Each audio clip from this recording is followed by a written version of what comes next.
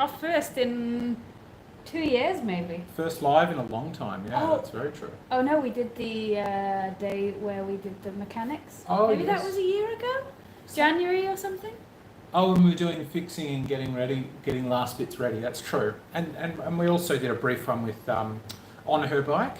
But this one hopefully will be in the right orientation, as it ought to be. I'm just going to have to keep remembering to poke you directly in the face and look at the little dot rather than at myself. So do we have somewhere up where we can separately put up the chat? Yes, yeah, absolutely. I'll have that. Or is up there on, something I'll I put should that go up and on my look screen. for? It'll pop up on our screen here too. Top chat, live chat. There we go. I just remember how So terrible. Aziz said in KL already. Yes, we we're- got here a few days ago. We got here on Monday. Hmm. So we're probably, the last episode that we put up on the channel was us getting to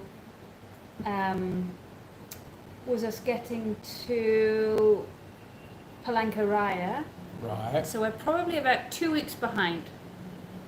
So we've done 2 weeks of riding and traveling since then. So that's pretty typical. So if you're watching a video, probably we're 2 weeks ahead of that. We quite often get people will be like, "Oh, you're about to be in this place. Come and see us there." And it's sort of like, "Oh, Yes. already gone." It's the people sort of, some get it, but some are a little bit like, if I'm watching it now, that means you must be here. Yeah.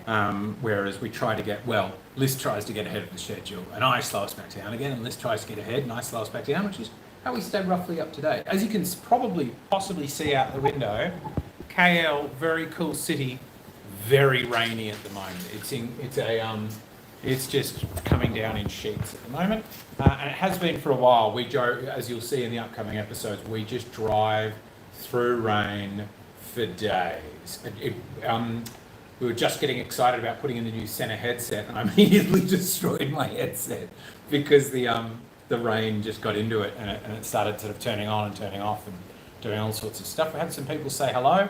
Hello, Phaser. G'day, Phaser Bob. Good to see you, guy. Hello, Mus. Good to see you as well. Thank you very much for joining us and for saying hi. Let us all know where you're all dialing in from, because we do get excited to hear sort of where different people are in the world and what you get up to and really how long you've been hard. into the motorcycling. Because we've got people all over the world, so it's like it's got to be all sorts of times around the world. We are currently at 4 p.m. here. Yeah. So I think that's something like 8 in the morning in the UK, or 9 in the morning maybe. And then we're 4 a.m. in America, so I'm pretty sure no one in America is going to have been able to stay up and watch it. But I think it's the evening in Australia. So yeah, it's all sorts of stuff. Yeah, I'm just joining in on the chat here on the laptop, so I can read your comments and things. But we've also asked people. We first put this out to our patrons. Thank you very much as well, as always, patrons. Love your work. Thank you so much. And they've asked us some questions, but I've also asked on the community post I made a few days ago if you had any questions. Did you check that? I've got a whole page of the community post and Patreon, so I've got questions. Also, you guys ask questions on here. Would love to answer questions here, and if we've got gaps, we've got plenty of them to go through here. Yeah. But some more comments though. Jiminy Mods Australia. I love the Jiminy. There was one parked outside our window the other day. Great vehicle. Yeah. We would love to be able to send the stickers. And when people first started asking, I floated the idea to Liz to go, can we send the stickers? And Liz was like, think about what that would involve. And I was like, well, yeah, maybe we don't post them, because it would be sort of individually licking and stamping envelopes and hoping to get the address right, but it would also be my sticker hasn't shown up, and can you check the freight, and where's the tracking, and so I would like to do it.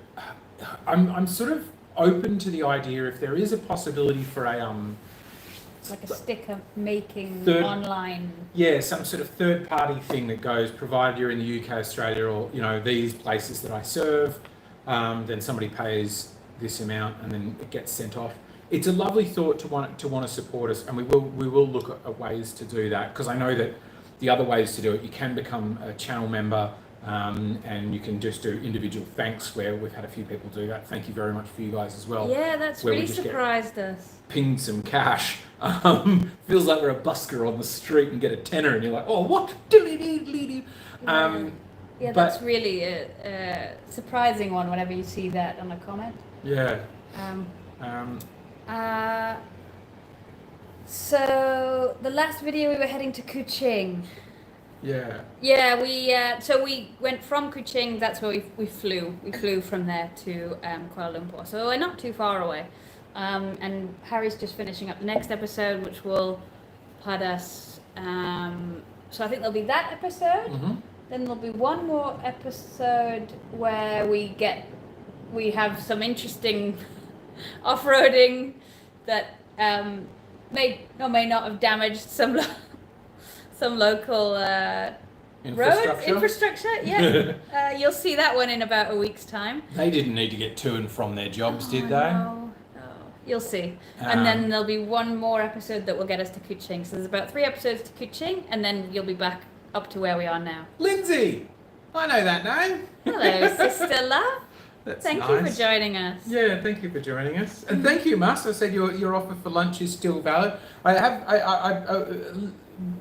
At first we weren't sure whether we'd have time, or whether sort of for other reasons we were up for it, and then it's a sort of maybe for tomorrow. So let me get back to you about that because I know that you're based here in KL.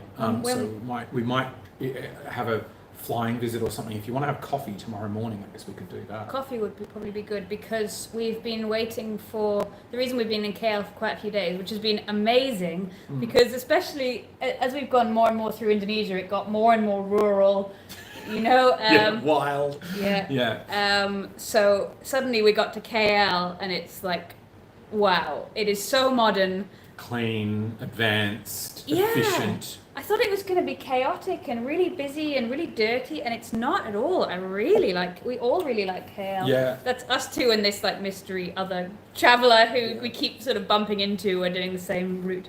But really liking KL. So we've been here for a few days while they've been sorting out the bikes, and we should be picking them up tomorrow. So we're planning to head out of KL tomorrow. Also, shout out to us where everybody was. We've got some people from KL. We've got Brian who's come from New Zealand. G'day, Brian. Hey, Brian. That's enigmatic. That's what I used to do. To practice my Kiwi accent, I'd say that's enigmatic. The ways of the sheep are mysterious to all of us. Enigmatic animals they are. Bit ropey. Shell Harbour, New South Wales. No real Shell Harbour accent I can do. You're doing the Shell We've Harbour got accent. Noor and Mus are both in Kuala Lumpur. Hello. Thank you very much for joining us from just somewhere else in this rainy city. Yeah. Sat at my home. Where's Fazer at? Sat at my home office, avoiding work by watching you guys. Really lovely. Really looking forward to you getting to the UK in sunny South Wales. Yes, I rode into South Wales one time too. I did a talk at a conference and was like, oh, I'll ride home. And went up onto the Brecon Beacons in winter and was like, oh, it's a bit chilly. And I remember coming over this ridge on a TDM 900 with finished gloves, no hand guards, no hand warmers, and over this ridge, and it is like, what's that stuff? It's not, might be sleet. It's not quite snow, but everything is like ice crystals, and it gets whipped up by the wind and it stings at your face, and it was just so unpleasant and cold. I love the Welsh people, but goodness, you need to sort out that weather. Just heat things up a bit for us if you don't mind. Global warming, just do your stuff. Yeah. So yeah, we'll come and visit you in. Well, will we make it to South Wales? It's not that. Once you get to England, you're like, I can visit all of that in a couple of afternoons. Well, we'll definitely go to Bristol. I want to show you Bristol. Of course, yeah. So it's like 20 minutes. Yeah. Then, greetings from the Netherlands. Hello. Marco and Ada Troost. I can do my Netherlands accent. Sounds a little bit sing-songy. Isn't that? You sound like the Swedish chef. A little bit, but they all sound a little similar, don't they? Welcome to the Netherlands. Here we ride the bicycle next to the canal. If your bike gets wet, you're doing it wrong. Wrong. Okay. Never mind. We'll keep working on it. Bris Vegas. G'day from Bris Vegas. That's what Australians call Brisbane for those of you outside of the Australian bubble. Yeah. how many Ks you've done so far. So we have a bit of a debate about this because Liz reckons she does it just on her Odo, on her bike, which... So it doesn't include the Bali leg. I've just said how far has the bike gone, because to me that's the real journey. Bali was not really part of our journey. So we crossed 10,000 kilometers on the video that we are, the next one we'll release. And since then we've probably done another 1,000. Yeah. Whereas that. I'm recording mine with the Garmin, which I think is probably much more accurate, provided I've got it switched on. So there's been a couple of legs, sort of half a day up from Sydney when I was having power problems and it wasn't recording. So I lose bits, but then I gain bits because I'll sometimes turn it on when we're going out diving on a dive vessel or on a ferry or something. So then I get some back. Mine's saying 11,000. So 1 million meters we've done so far. If you want. Bunbury, WA. G'day, Regan. Do you have a set time that you need to be in the UK? No. No. Liz and I have been having a bit of a debate about this. Yeah. Because share your thoughts first. So my thoughts are that Europe. So at the minute we're going really through the equator, and we'll be going pretty close to the equator for quite a long time. So unless you go into the mountains, you kind of doesn't matter what time of year you travel. You know, you might get wet, but you'll be okay.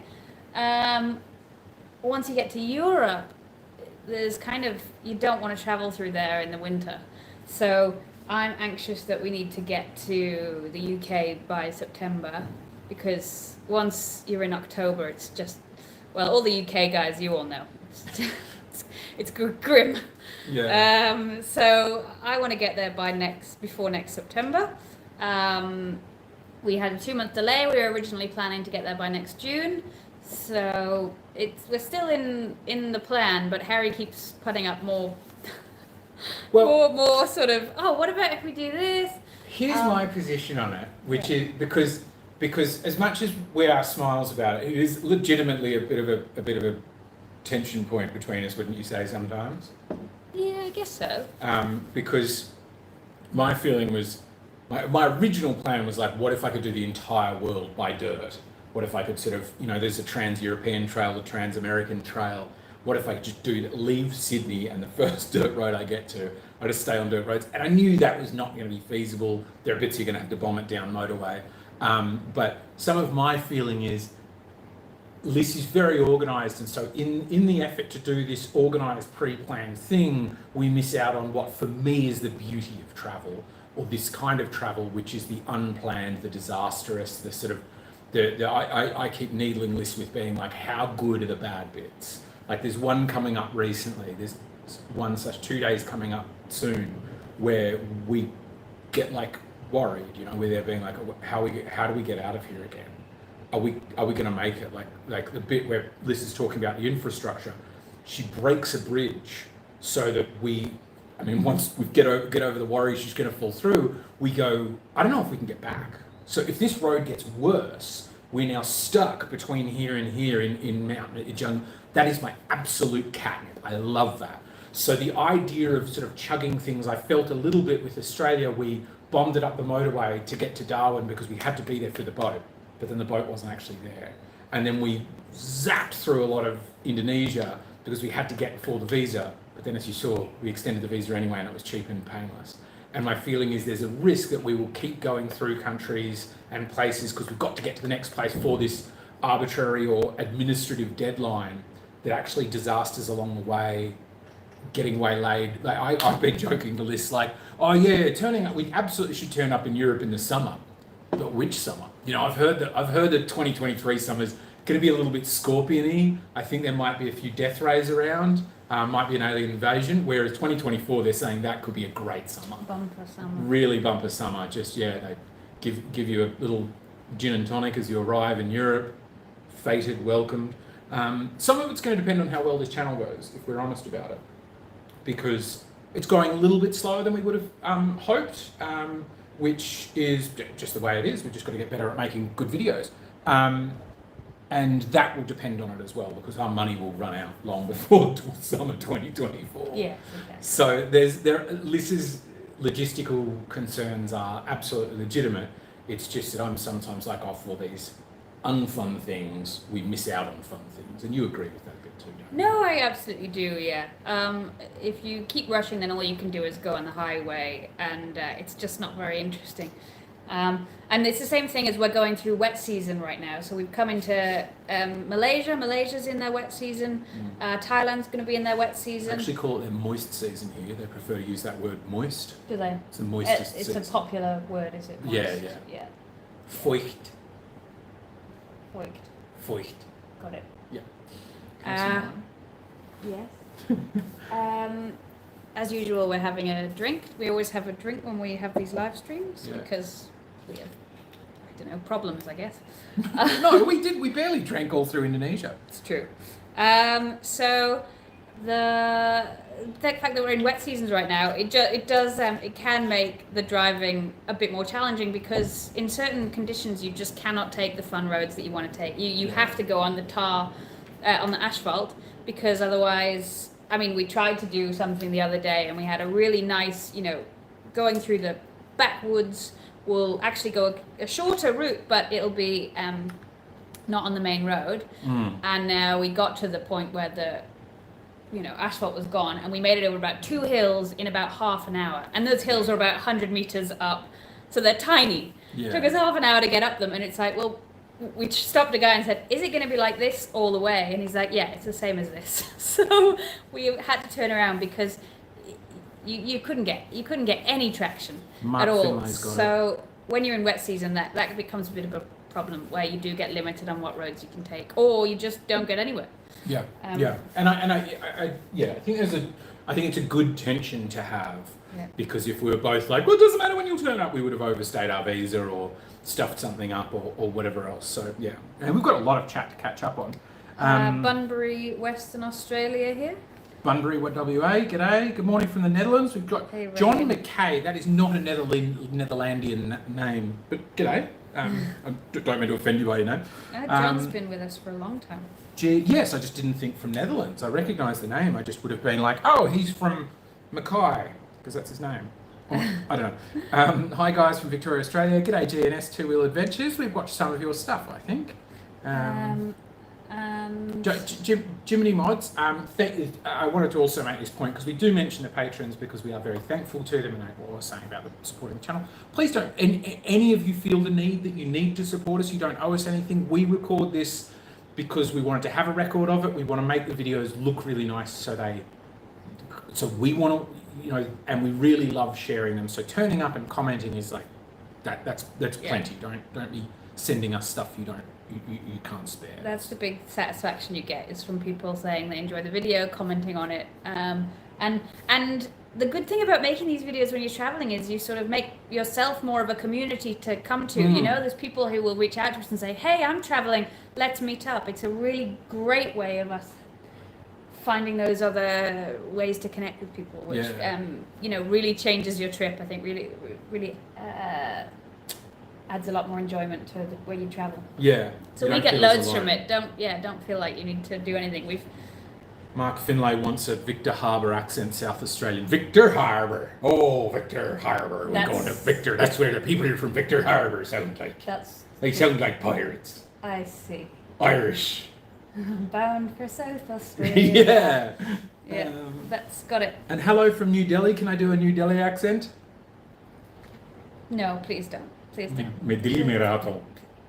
You can do it as long as you're only speaking in Hindi. Do a good Indian accent. I was a Bollywood actor. Mark and I just skipped away. Sorry. I'm Matt going and Ali from Griffith, New South Wales. Love your stickers. Can't wait till you can find a way to sell them. Yeah. Do watch the space. We will try. There's just so many things to sort out. So, my sister, grey and miserable in the UK now, get here for the summer. Someone else from Bristol, But Matt. which summer, Lindsay? Because I've heard the summer 2024 is going to have virtually no scorpions. Good morning from Bristol, UK. I used to go to university in Bristol, so we'll definitely be going back there so I can show Harry. It's dark, damp and muggy here today. Yeah, exactly. No, October is no good for the UK. Everyone knows the 1st of October, it goes from glorious sunshine to peeing down rain. That is the rule of the UK. So navigation. Let me tell you about navigation. I have mounted to my handlebars Garmin 700i, Garmin Montana 700i, and my phone. When you get outside Australia, Garmin pretty much, Garmin doesn't even make it clear how you can get their maps, but they sell them sometimes not at all for a country, and then country by country for like $1 billion a pop. But you can bring on OpenStreetMaps, which is really good if you want to find tricky tracks. Because a couple of the ones where we were, if you saw the video that we got the drone out and then Liz hit the chicken, that was just Garmin going, well, this is the most direct way between these two villages, despite the fact that there was a motorway that went was much quicker. So it's great for that, but if you're trying to get somewhere quickly or find the efficient way to do it, I find myself constantly switching back to just turn on my phone, open up Google Maps. Google Maps is really hard to fault. It's just, I wanted something that would have satellite inReach ability and be able to do exactly what it's doing, which is find me tricky tracks. I mean, I'd prefer it if that was an option rather than it's a standard way it works. And I gave Liz my old Navigator 5, which we're also loading maps onto sometimes. Yeah, so we do use navigation that's third party. Someone did ask this as a separate question and said, it was, how do you navigate routes through countries? Is it dedicated GPS, Google Maps, paper maps, local knowledge? You take so many little tracks that can't be on devices. That was Jeff Arnold. So all the tracks we take are basically you can find them on those OpenStreetMaps. They go down really small.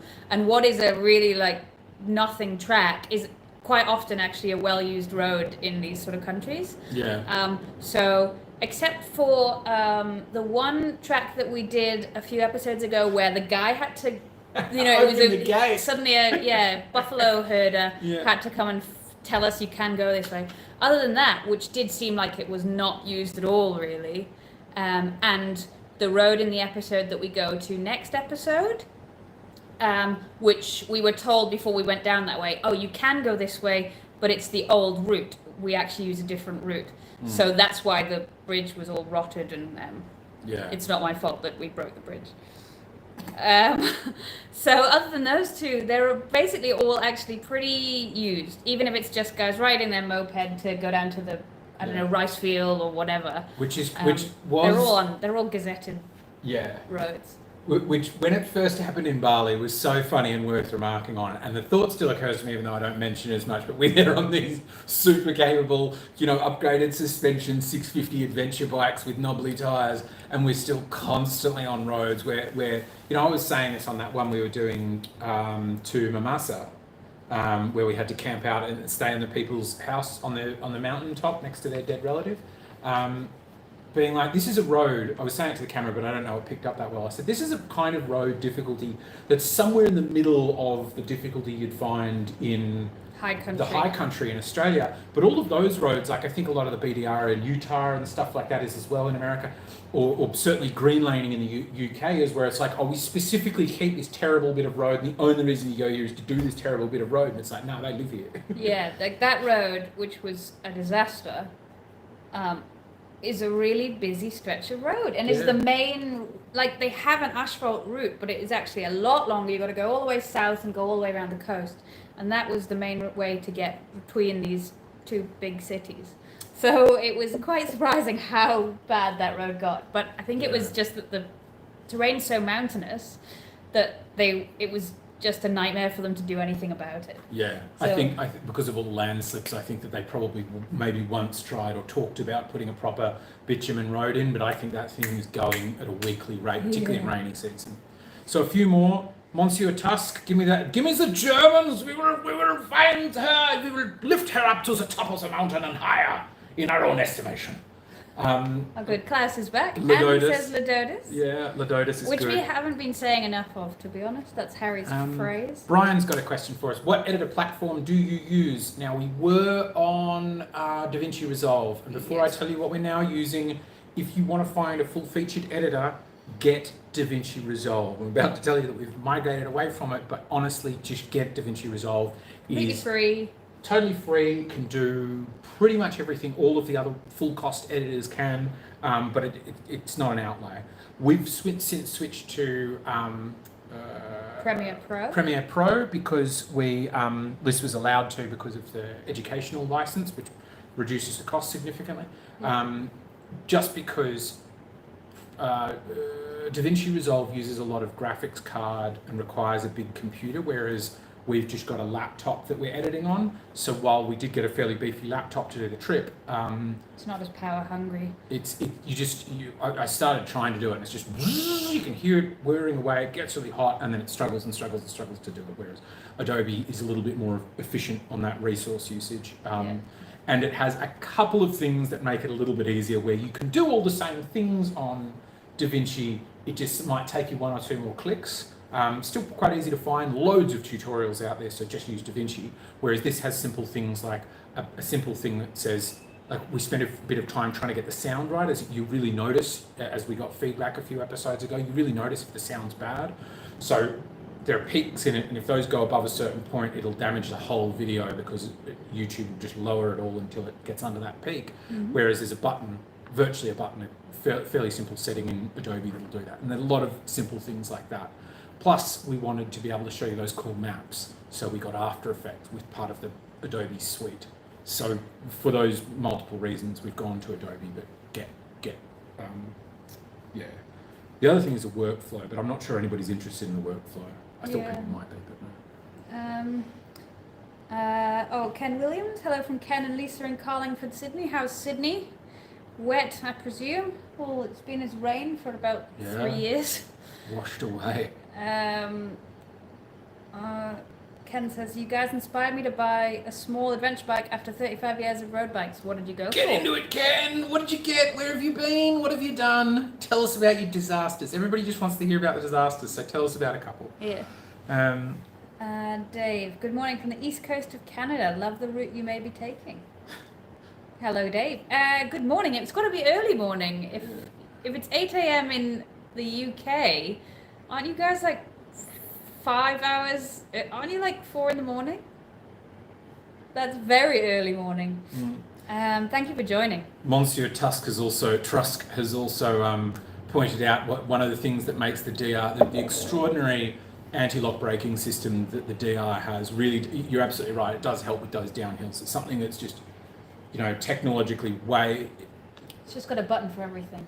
Yeah, it's a button for everything, and the button, thankfully, is just your brake lever. On and off. Yeah, and putting it on, it'll just never lock up. So. Yep. Problem solved. Yep. Unless you want to slow down, of course. Question from Arco and Ada Trust. Is it possible to give a super like on your page? We want to give a donation once in a while, but not monthly because of. Yes, there is. We didn't know how, but we did, chats a while back, who we should thank personally, maybe, because I don't think we mentioned them. Yeah, we just got a thanks, and I was like, oh, what a weird comment to make. It just says thanks, and then when I went back to the desktop version of the page, it was like this person gave me $5. It's like, oh wow. There is that function. Is it not in the chat here at the moment? Let me just see what we got going on. Pop out, toggle, timestamps. We're not very techy about this sort of stuff. I've seen it on other people's live streams. They can sort of do a super thing. We haven't done it. I might need to figure out how to do that, but no, not at the moment. Sorry. Yeah. But buy yourself a beer and say that's for us, and or a new inner tube or something. Yep. And thank you very much for the thought.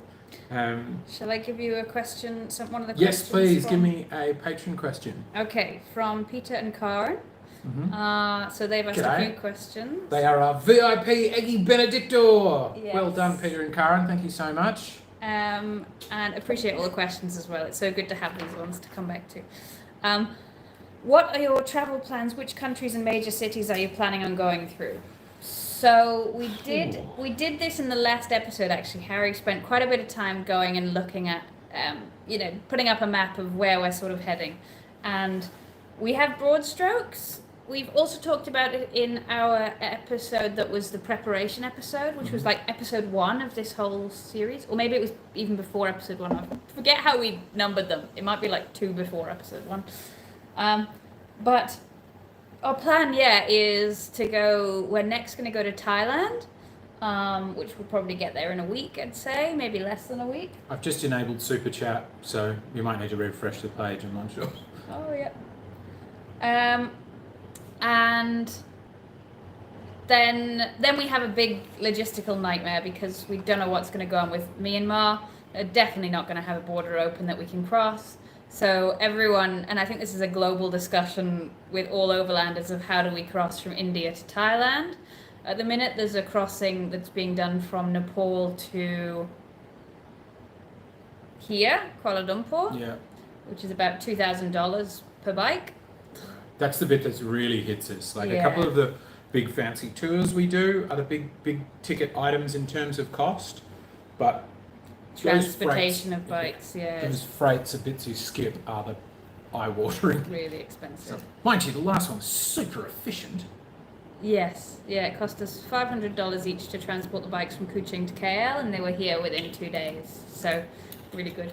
But yeah, we've got to figure out that. We're hoping we can get something from Bangkok because otherwise we'll have to go up and come back down here, which is that you never want to go backwards. It's so awful going backwards. And then from India, we'll start doing that overland to the west. To think about that.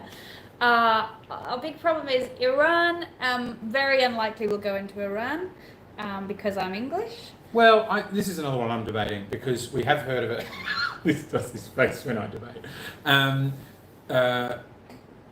We have heard of transit visas, which apparently get around this. They don't like the British because the British ripped them off. So they promised to buy some subs or something. No, they promised to sell some subs and took the money and didn't give the subs and didn't give the money back. Yeah, I mean that's part of it, isn't it? Yeah. Something like that. I'm not so good with politics. We just paid for the subs this year. But they don't let Brits in, and but I have heard repeatedly that transit visas do work, where you just say I'm not staying, I'm just zipping through, which would make it a bit of a whistle stop tour. Yeah, I haven't heard of that working, but Harry has. Okay. So I think probably we won't go there, but we might. And then from there we'll take because if we can get to Iran, we can take a ferry down to sort of UAE. Yeah. If not, then we'll have to ship to Oman from Pakistan, which is a short ferry. So pretty similar routes. And then you go through the Middle East, through Saudi's opening up. And then, Jordan, Israel. Then we'd like to go into Africa. So Egypt, Sudan. We'll have to fly again because I'm too scared to go into the middle of Africa. It's a bit dodgy. And then around the west coast. For finishing in Morocco and then crossing back into Europe. And from Europe, I mean, Europe's Europe. For me, it's not worth mentioning individual countries there. We'll travel through there and get to the UK. Yeah, it's so breezy once you get to Europe. I think that the interest, certainly for me in making it and doing it, is the difficult bits. And I think that's probably the interest for most of you, right, too? Which is like, how do they stuff things up and make it harder than it needs to be, or blunder face first into problems by riding for 100 kilometres on a flat tyre. Spoiler alert. So what else? You guys must have good insurance cover. Yes. Our own health insurance and travel insurance, yes. We spent Yeah. quite a lot on getting a really good comprehensive cover. Bike insurance, you can't really have it. You just have to get third party when you go into each country. So we're just getting that sorted out for going into Thailand because you need to get it before the country. But generally you get it at the border. But it varies for every country. And if your bike gets stolen, that's just bad luck. There isn't really any way of insuring your bike for theft or anything like that. Yeah. We got Yeah. 69 people watching. So once you arrive in UK, this is a really common question we get. What are you going to do? Sell the bikes, turn around, bring them back. There's a penalty with the Kane if we don't bring the bikes back. But some of what I have in my mind is like, well, a penalty is just a fee, right? Is that fee cheaper or more expensive than the alternatives? It's all still up in the air at the moment. We might have fallen so in love with them, we've got to have them. We might complete the lap and keep going west and come back to Australia. Yeah, the plan currently is to ship them back. Is the Yeah. plan? That's why we got the carnet. Where you need, when you leave Australia, you need it to be able to get back in. Why is there a beard? Liz asks that question as well. She doesn't like the beard. No, I'm not. And Liam, g'day. It's a good relationship, that, isn't it? To kind of cringe away. Particularly with facial. Yeah, I'm not a beard fan. Don't like beards. But Harry's wants to do this. This is the biggest I've ever grown. I It suits you. It looks good. Warn you all, I'm not far off wanting to shave it off, but It looks good. I I like just it. it's the feeling. The feeling's not. I wouldn't want Especially somebody 'cause to it's see so your face hot. pressing up against mine either. It's kind of itchy. It's so hot here. I think it's, noticeable that not many guys here have beards going on, and I feel like that's because it's so hot that you get a sweaty, orange face. Does it not bother you? No, it's sticking out of my face, but if we're sticking into it, yeah, that. Yeah. So that's a big issue. Yeah. What's for dinner? Steak, I believe. Yes, we're making the most Yes. of being in a big city, so we're going out for steak, which we Yeah. haven't had. I haven't had a steak since. I don't even know. You had one in Kupang. Gristly, awful piece. Let's do more of the patron questions because we did promise we'd get to those sure, first. So let's yeah. do a rapid fire round of patron questions. Objective Man is absolutely right. Da Vinci's good. Takes some learning. Yeah. But it's yeah. We don't have to get these first. I just wanted to do it them and then also keep up with our chat. Camera setup. Yeah, sure. Camera setup. Camera setup. We've got some feedback about the sound. Thank you very much for the feedback. Sometimes it's difficult when people are like, "You're doing this wrong." I'm a little bit like, "Stuff off," and then I'm like, "Oh, sorry. You're right. Thank you for the feedback." Because audio is really difficult. So what we have is a GoPro chin mounted. Chin mount is the only way to go. Anybody who disagrees, it's fine. You're free to have your own opinion, particularly the wrong one. Chin mount is the way to go because it's as close to your eyeballs as you can get. Sound is awful though. So your choice is put on the media mod and then lose your waterproofing. So you then have to stop and take it off every time you ride. So you can have bad sound, better sound with the media mod. Best sound is with a lav mic. Those lapel mics they wear on the news that you route inside the helmet to just stick inside that cheek pad. Now, if those of you are wondering this for your own setup and you don't ride in the rain, that is hands down the best. You get really good audio, with the exception if you get a lot of panting from off-road, which I quite like because I want to communicate. I like that people get a sense of how difficult this is. We always used to have in-helmet mics. Yeah. That's how we always used to do it. It's only since we got the new 10s we haven't rerouted it. Harry We did tried for a to bit. set... When? When we first did them, we had the mic go in there. Because the media mod has a 3.5mm jack you can plug straight into it. But I did this for the whole of the Victorian High Country trip we did preceding this one. Not for quite the whole of it, but good 3/4 of it, before I realised that it wasn't recording any audio. And this is the downfall of both the media mod, but also very specifically having a microphone jack. And that is that it loses all its waterproofing. So water got in, and water got in, didn't just fry the microphone. It seems all of the microphones are now dead, so I've thrown away a couple $100 worth of gear. But it's the jack itself doesn't work. So I bought a new mic, plugged it in there, and you still get there's a sound. So with that, we're now just down to media mod when it's not raining. I also have a 360 camera that I don't use so much, and a drone. And then we do an extraordinary amount with the phones. And I have a proper DSLR, or Yes. I have a Fuji. We only really use that for the sort of morning shots, the evening shots, and then for our kind of 2 cameras where we've got time to set stuff up. And that's about it. Did you realise that was Liam who asked what's for dinner? Yes, yeah. Yeah. That's who we're having dinner with. So some tips, because I think people are asking this for the editing software. The tips is not so much the gear or the editing software. The tip is the workflow, which is sort of essentially how do you capture, how do you collate, how do you put that into a thing. What my tip for you is this: timestamp everything correctly so that it's in at least the same year, but hopefully in the same time zone at exactly the same time. Because then what you can do is search for files made on the date. So if you're doing a multi-day trip, you go, show me the files made on this day, because I'm going to turn that day into an episode, and then organize them sequentially. And then you can pretty much drag and drop that into a timeline, and it just goes and fills the whole timeline with clips. And then you just go trimming them down. Sometimes you get rid of them. Sometimes I will sort of put them out of order a little bit, not to lie, but just it tells the story a little bit better. You know, if we sort of turn up at a cafe and we're having an ongoing discussion about the cafe, and then randomly I'm filming a cat, I won't put the cat in the middle of that discussion, I'll put it afterwards. So that workflow is some of the biggest thing. So some of how we do that is with an external hard drive that doesn't require being plugged into a computer. It just has its own SD card slot, and you take the card out of the camera, put it in an adapter that makes it bigger, and then put it in the external hard drive and press a button. And then that dumps the whole card and double checks that it's got all the files, so then you can wipe that card and keep going. And with the exception of on this trip, we've lost one card, that's worked really, really, really well.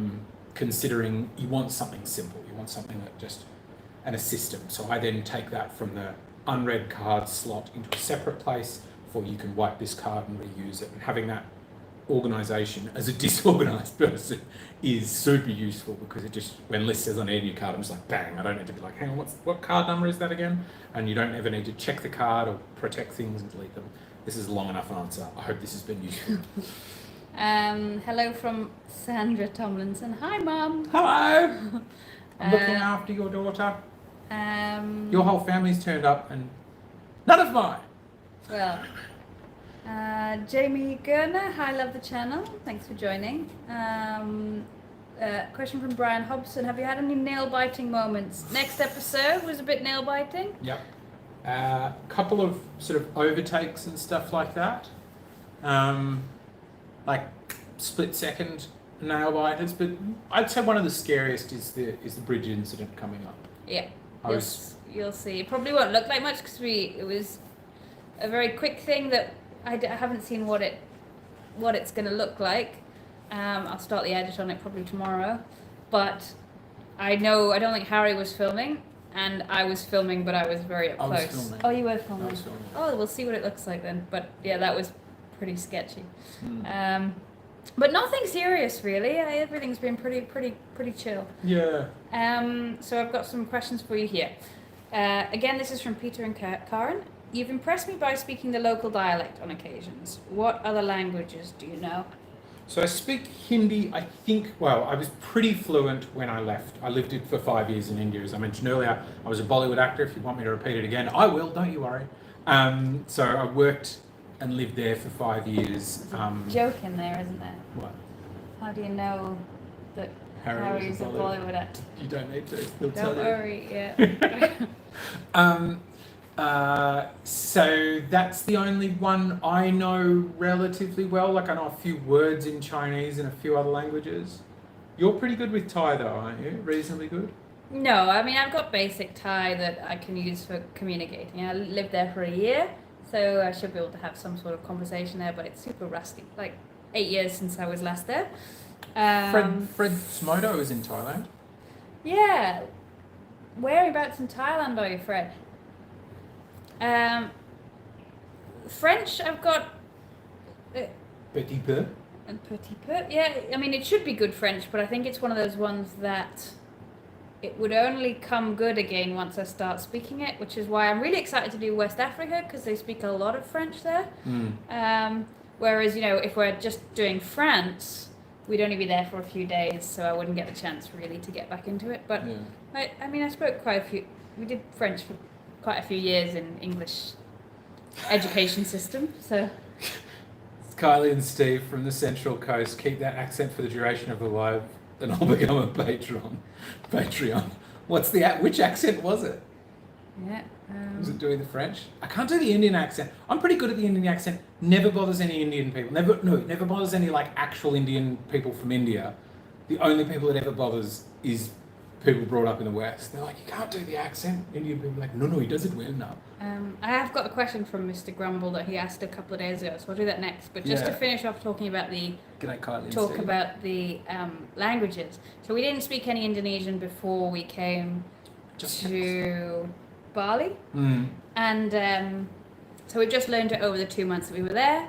They speak pretty close in Malaysia because the language comes from the Malaysian language.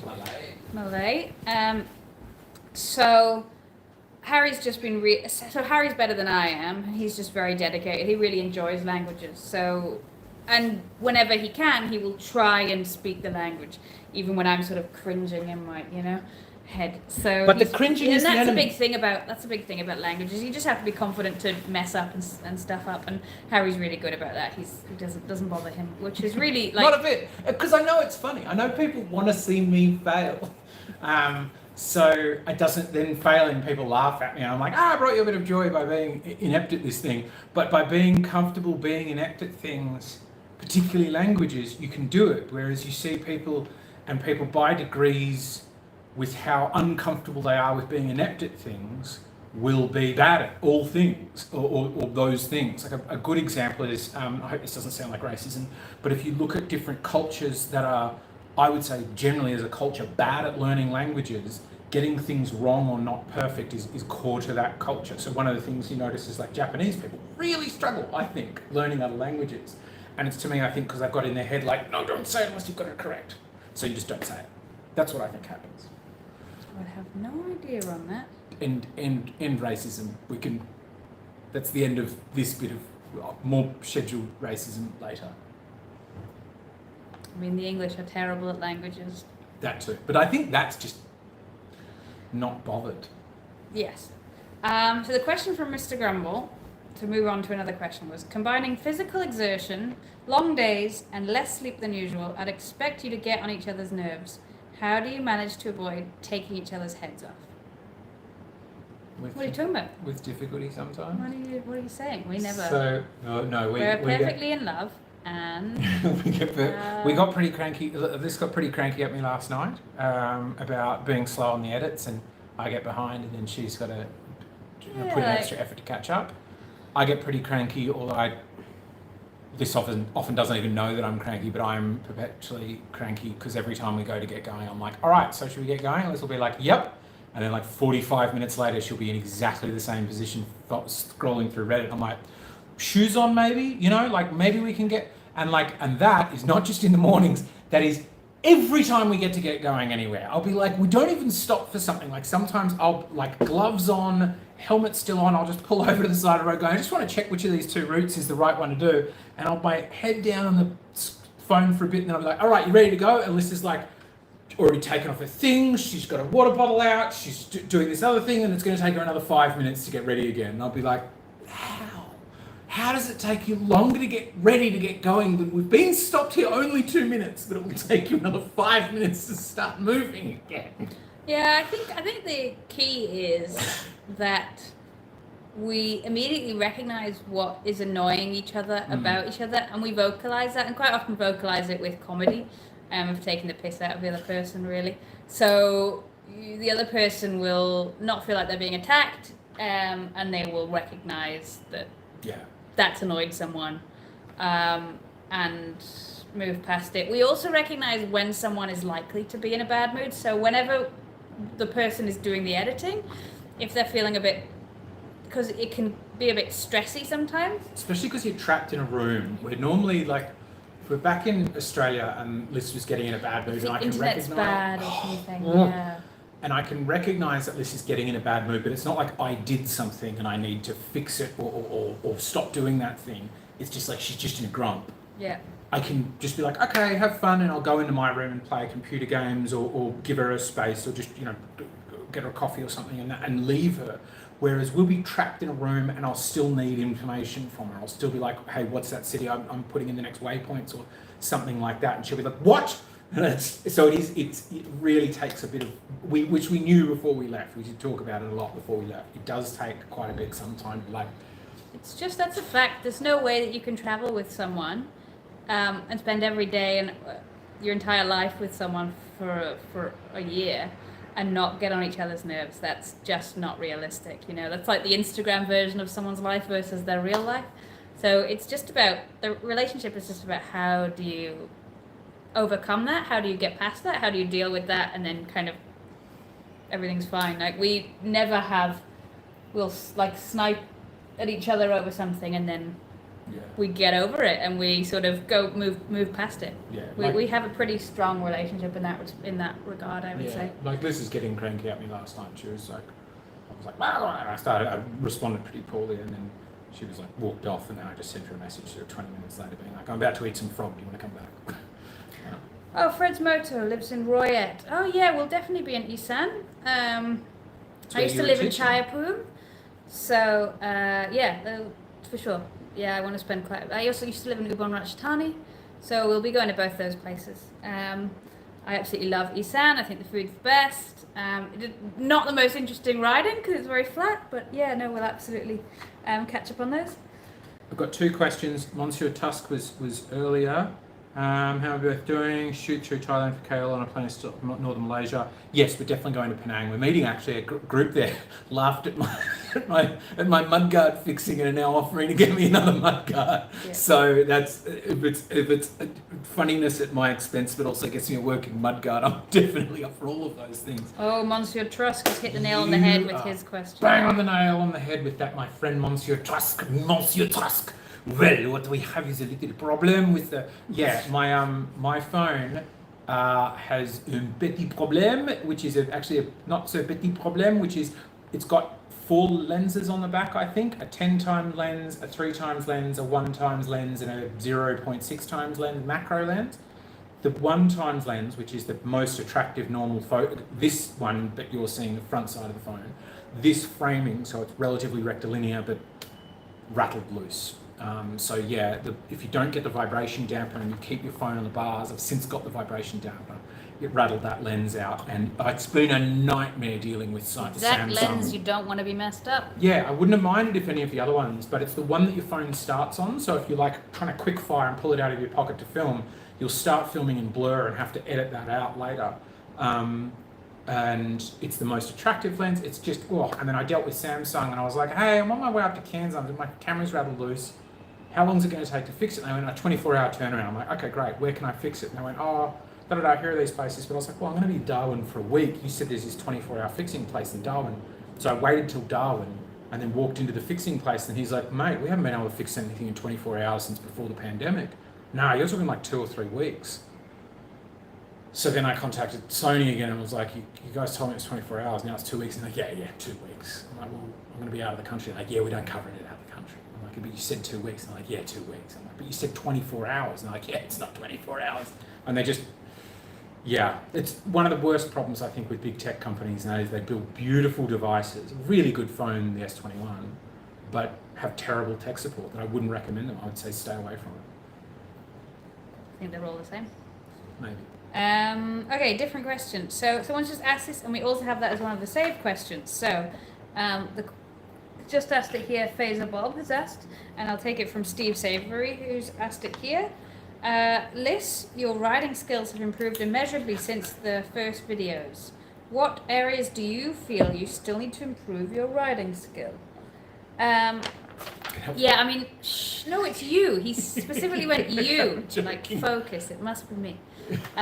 So, of course, it improved immeasurably because I had no riding skill. If you watch the beginning video, you know I was on it the first time off road. It was like a flat grass paddock, slight little hill like this at the top, and I just every time I went up there, I would tip over. So it was pathetic, really. So I mean, there was a lot of room for improvement, right? And I think absolutely you do improve, but there's still miles and miles of improvement to make. You get better at knowing your bike as well, so you know that if you attempt something, I can rescue the bike from falling rather than it fall quite often. So, for example, we did the episode where we got stuck on the top of the hill. There was a bit of that where I had to go up a really rutty bit of road, and you would notice that it was just after we'd crossed the river. And I tried 3 times and kept getting pushed back. And in the past, I would have tipped over in just attempting it. So you get more used to how is the bike going to go? What strength do I have? How do I need to be leaning to make sure that I'm actually balancing my weight better? So you pick up little things, and you mostly pick them up because you mess up and you know you don't want to do that same mess up. So, of course, yeah, it does get better. But downhill is a problem for a lot of people. It's obviously a lot harder than going uphill. And there's a lot of work to go there. You know, feeling that confidence in keeping traction. If I can, this is also sometimes a point of tension between us. I'm like, could you, and this will be like, "Ah!" But I think some maybe is about momentum. In that, like, one of the things I feel I see Liz doing on downhills, for example, is returning to a complete stop again and again, which is somewhat understandable. You don't want to build up momentum that you cannot then get rid of. But I feel like sometimes you favour going, well, I want to know that I can stop, so I will stop, then I have to catch the bike, then I will stop, then I have to catch the bike, and it's sort of, whereas going, which is something I didn't realise until recently, in fact, until riding with Nerb, and Nerb said, look for your spots of traction. I was like, oh, that's genius. Where I would get the same, I'd be sort of on a steep bit that's coming to a lumpy washout, whoop or whatever you'd call it, and be like, well, can I stop here? And he was like, well, just stop on the washout. So you could build up not as much speed as you want. You hit it at 300 kilometres an hour, you're not stopping. But you can build up to sort of 20, 15 kilometres an hour, because you know that you'll hit that, your suspension will compress, the tyres will be flat, and you can go whack and suddenly stop there.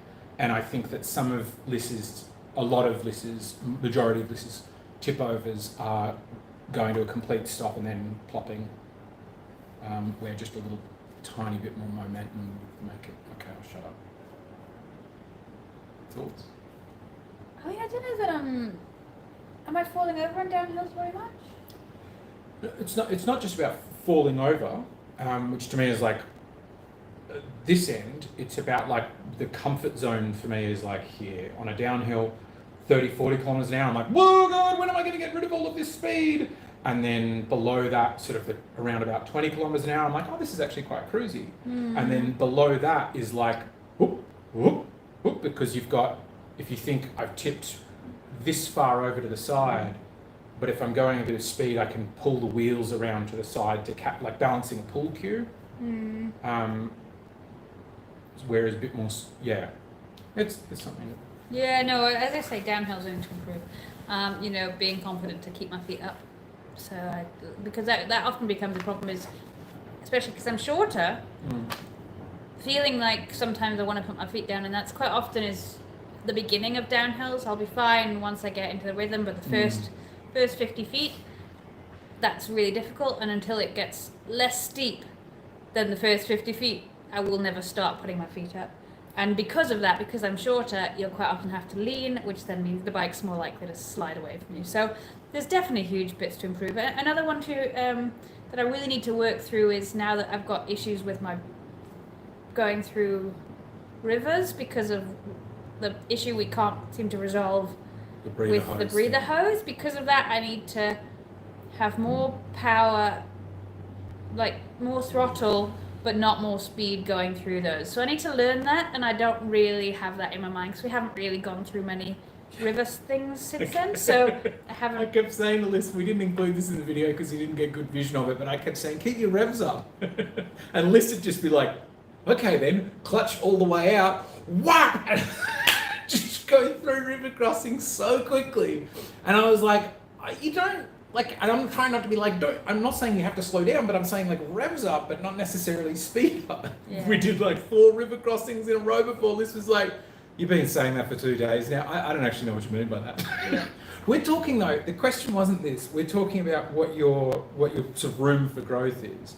What would you say, like when you look back to those old videos, or you look at yourself now nail a climb or a tricky river crossing? Like, she's really good at river crossing. What would you say are your biggest improvements, or the bits that you're proudest of? I'd say in being able to, so as I was saying, going up and knowing that even if I tackle something and fail, I can still keep the bike from falling. Yeah. I just don't think I could do that at all. That's the bit that I feel like I can really see a marked improvement from what I could do before. Because I've always been good at, the uphill bit has always been strong. So to me, that's not something to be proud of, because that was very quick to become good. Yeah. But yeah, being able to prepare for failure. I feel like you've improved so noticeably with the uphill there. I think like you compare us the first time going up in the bushfire season up that hill and singing. She's really good at that. And I think some of the other thing I notice you're very good at is what I would say is like stress management or something, where before you would get rattled by something and then be rattled for a while, like, you know, half a day later or something, you know, a couple of hours later, you'd be like, I'm still just jangled. Whereas now you're like, you will sometimes say that, but sure, it'll be 5 minutes after you crashed, so it's understandable. And then 5 minutes after that, you're like back up and bombing it. It's great. Yes, doing well managing the fully laden DR. So that's an interesting point, Monsieur Trusk.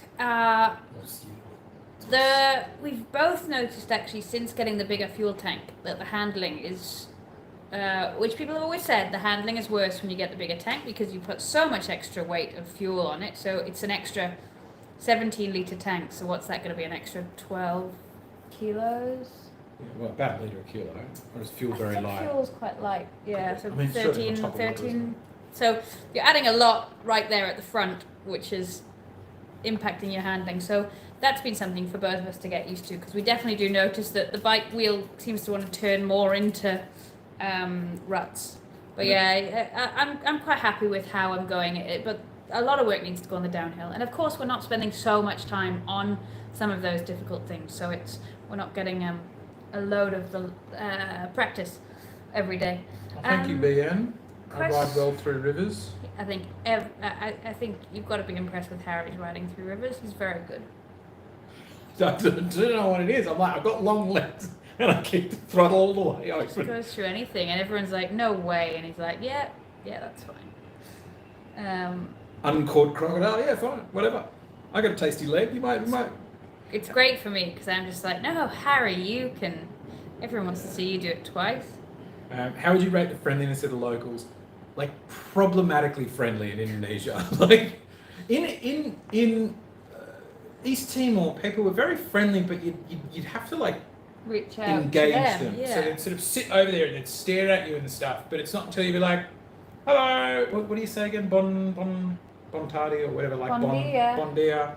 That's the one, bon dia. That they'd be like, oh, hello, and then they'd want to chat. Whereas in Indonesia, it was like, this got almost cranky a couple of times because people were like, oh my God, hello, oh, and you're like just standing outside an Alphamart trying to get something done. And that's when it happened. We're trying to, upcoming episode as well, trying to fix a issue. I'm not going to ruin the entire episode.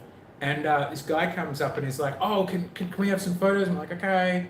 Then he came back and he's like, can I have my son take some photos? And this got to the point where she's like, can you just wait till we've got this sorted, please? Like right in the middle of a repair. Yeah. Yeah,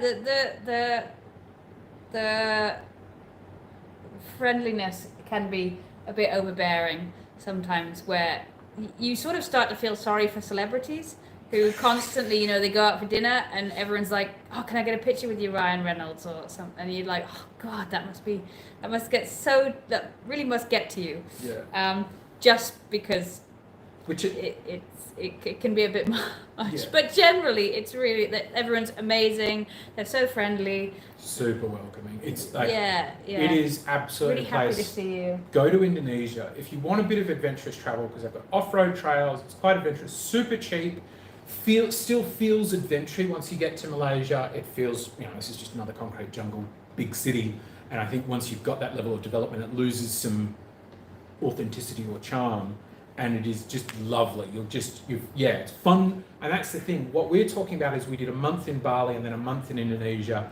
And like all of the other stresses we've talked about, it starts to get a bit stressful. I think it just, for the vast majority of travelers, particularly if you're only doing a couple of weeks here, it feels lovely every time. They want a photo and then they'll find you on Instagram and they'll follow you and they'll send it to their friend. It's just so lovely. Like the best incident, again, I'm going to ruin something in like 3 episodes time, was right before we go to cross the border. I said, look, we've got to spray the bikes down because they're covered in mud. They've got foot and mouth in Indonesia. Let's get them cleaned before we go into Malaysia. And this guy, I don't think he was even open. He was just, his bike washes in front of his house, and he was there chatting to somebody, and we're like, "Can you cuci motor, clean the motorbikes?" And he's like, "Yep, sure." Sits us down. We didn't want any coffee, which I felt guilty about, because then somebody disappears on a scooter and somebody comes back, and they bought us 2 bottles of water. And then I was saying like, "Do you reckon we're going to get to Antikong on time?" I was trying not to be rude and hurry him up, but I was a little bit like, and so then eventually I went, he'd done such a good job, he's spraying and cleaning it off with his hands and putting soap on, till eventually I was like, "I think we've got to go." So he goes inside, gets 2 chamois things, gives 1 to each of us. I'm like, "Great, how much?" Refuses to take money from us. Will not. So he's like not just done a service for us, but actually outlaid costs, refused to take money. Like, that's the kind of hospitality you get from so many places in Indonesia. They are so welcoming, and like, that's what this was saying, almost problematically so for you at times. It's just lovely. The friendliness of the locals, beyond compare for me in Indonesia. Yeah. So that was part of the thing of Harry, especially like learning the language, because you get people really respond to that when you speak the language to them. So we just loved it. We really loved Indonesia. It's totally different. The second you cross the border, everyone's got their own life. They're not at all bothered about you, which is, for me, I was like, oh, it's refreshing, because suddenly I'm like a ghost. It's just go and hide in a corner. I'm like, where are my fans? But it's so different. Yeah, in Indonesia, people are really go out of their way to sort of make you feel welcome. Yeah. It's really nice. There was one I was just reading here, which was fuel quality. Sean Wilkins, fuel quality. Do you find a lack of power from crap petrol? So the petrol we've mostly been using is 85, which is Pertalite, the cheapest one they've got. So it's kind of mostly petrol. And the DR650, it's a very old bike. It's designed for 91. So it's designed for what is the lowest quality in Australia. So you can basically put anything in it. It doesn't really matter. I feel like there's a bit less power with the Pertalite. I sometimes feel it's not quite hitting the high notes. I don't notice much difference at all, if I'm honest. It's not like we're doing any high speed. Like, for me, I would put that in just fine. I don't. That is one of the reasons why I'm glad Liz pushed towards the DR, because I was being like, what about a WR250? Da, da, da. I think all of the fuel injected ones with pumps and stuff, I would be a bit concerned about. But this is like, I'm like, it's a carburetor. Like, provided it makes its way out of the needle, what does it matter? If it burns, doesn't it? Now, the engineers in the chat are immediately going to be like, "No, Harry, you idiot, that's not how it works." But it's my feeling is it'll crunch to anything. Yeah. Whereas we've seen overlanders. That's definitely the view on the DR forums. When people go, "What fuel do you use?" They go, "What's there?" Yeah. Yeah, just use that. Don't put alcohol in it. Yeah, don't. You drink the whiskey, but anything else, give to the bike. Yeah. And that's why I wanted it, because I'd seen the overland ones where like KTMs were doing it, and virtually every KTM that tried Sydney to London or reverse needed a new petrol pump on the way. And a few were like, "Oh, I was on my second fuel pump and then it died, and then I had to wait for another fuel pump." I'm like, well, that's a not around the world bike. I was gonna say floods in Thailand. Thank you, floods, Fred. Yeah, I saw some of that. They had the sort of, they had a hurricane coming through, which the hurricane itself doesn't impact, but it means a lot of rain. So yeah, I've got a few friends in Thailand who've been showing me their flooded paddies and the rivers up. Thailand always has a big flooding problem every year, especially Isan, because it's so flat. So lowland, it's not up in the mountains, so I know they always have problems. What are you most... Stuart Lawton, hi guys, really enjoying the channel and your adventures. What are you looking forward to the most in the coming weeks? Thailand. Off-roading. For me, it's just Thailand, the country. I lived there for a year. I absolutely loved it. The food, it's one of the top world cuisines, I would say, Thai food. So super excited to just eat every day. It's funny because you're so structured around stopping places to eat when you travel, so it becomes really important. And Indonesia was an incredible place, incredible country, but the food, it gets quite samey when you go around, so you really notice that after a while you just get really excited for going to another country where you can have more different kind of food. So really excited about that. I just think that people are beautiful. We'll go and spend a little bit of time at the beach, but then mostly go up inland and see rural Thailand. So just all of that I'm really looking forward to. Harry hasn't really travelled Thailand. No, I've just been to like places that didn't give me I have a very super biased view of Thailand where I'm like, Thai people lovely, white men in Thailand then though. I think Harry thinks of sort of Pattaya as being Thailand, whereas to me that's not Thailand at all. That's a tiny subculture in there that isn't what we would go and see. Anyway, so I don't just bother more people with that. Somebody asked before, I think it actually might have been one of our fantastic patrons, which was, what is the drive I use? This is the drive I use. So you can see there's a card in it from freshly being dumped. So that's a card with an SD in it. And you just pop that in there and then press this one button and it goes, do you want to copy it? It probably won't say that at the moment. Oh yeah, push button. And then you go, boop, and it says, and then it comes to life and copies the card. It's called the DJI. It's made by Lacey, but Lacey and DJI partnership. DJI Copilot. There's like 3 or maybe 4 drives that do the same thing at the moment. I had the Passport, the WD Passport. I didn't think the Passport was as good as that's been. Not great. This one overheats a lot. None of them are really good. This one overheats. That one used to have other issues. Question related to what you're looking forward to. So from Peter and Karen, what's been your favourite stop so far? The people that looked after us in the hilltop. Like I said, things going wrong. Like we had adventure riding and went through the fence, and then staying with those people in their own home, where they would, like, again, harkens back to the last question of how friendly are the locals. Like, yeah, you can sleep in our house if you want. Can you imagine Australians? I know probably Australians, some people would, but like, not many. There's not many roadhouses you can go to. You go, can I just sleep on your? And then like maybe would say yes, but they wouldn't make you a bed. So that for me is mine. What about yours?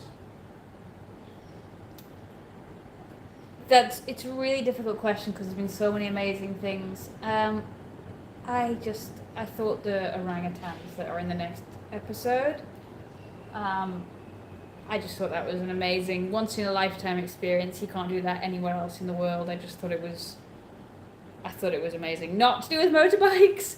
It was very much a romantic couples, trip.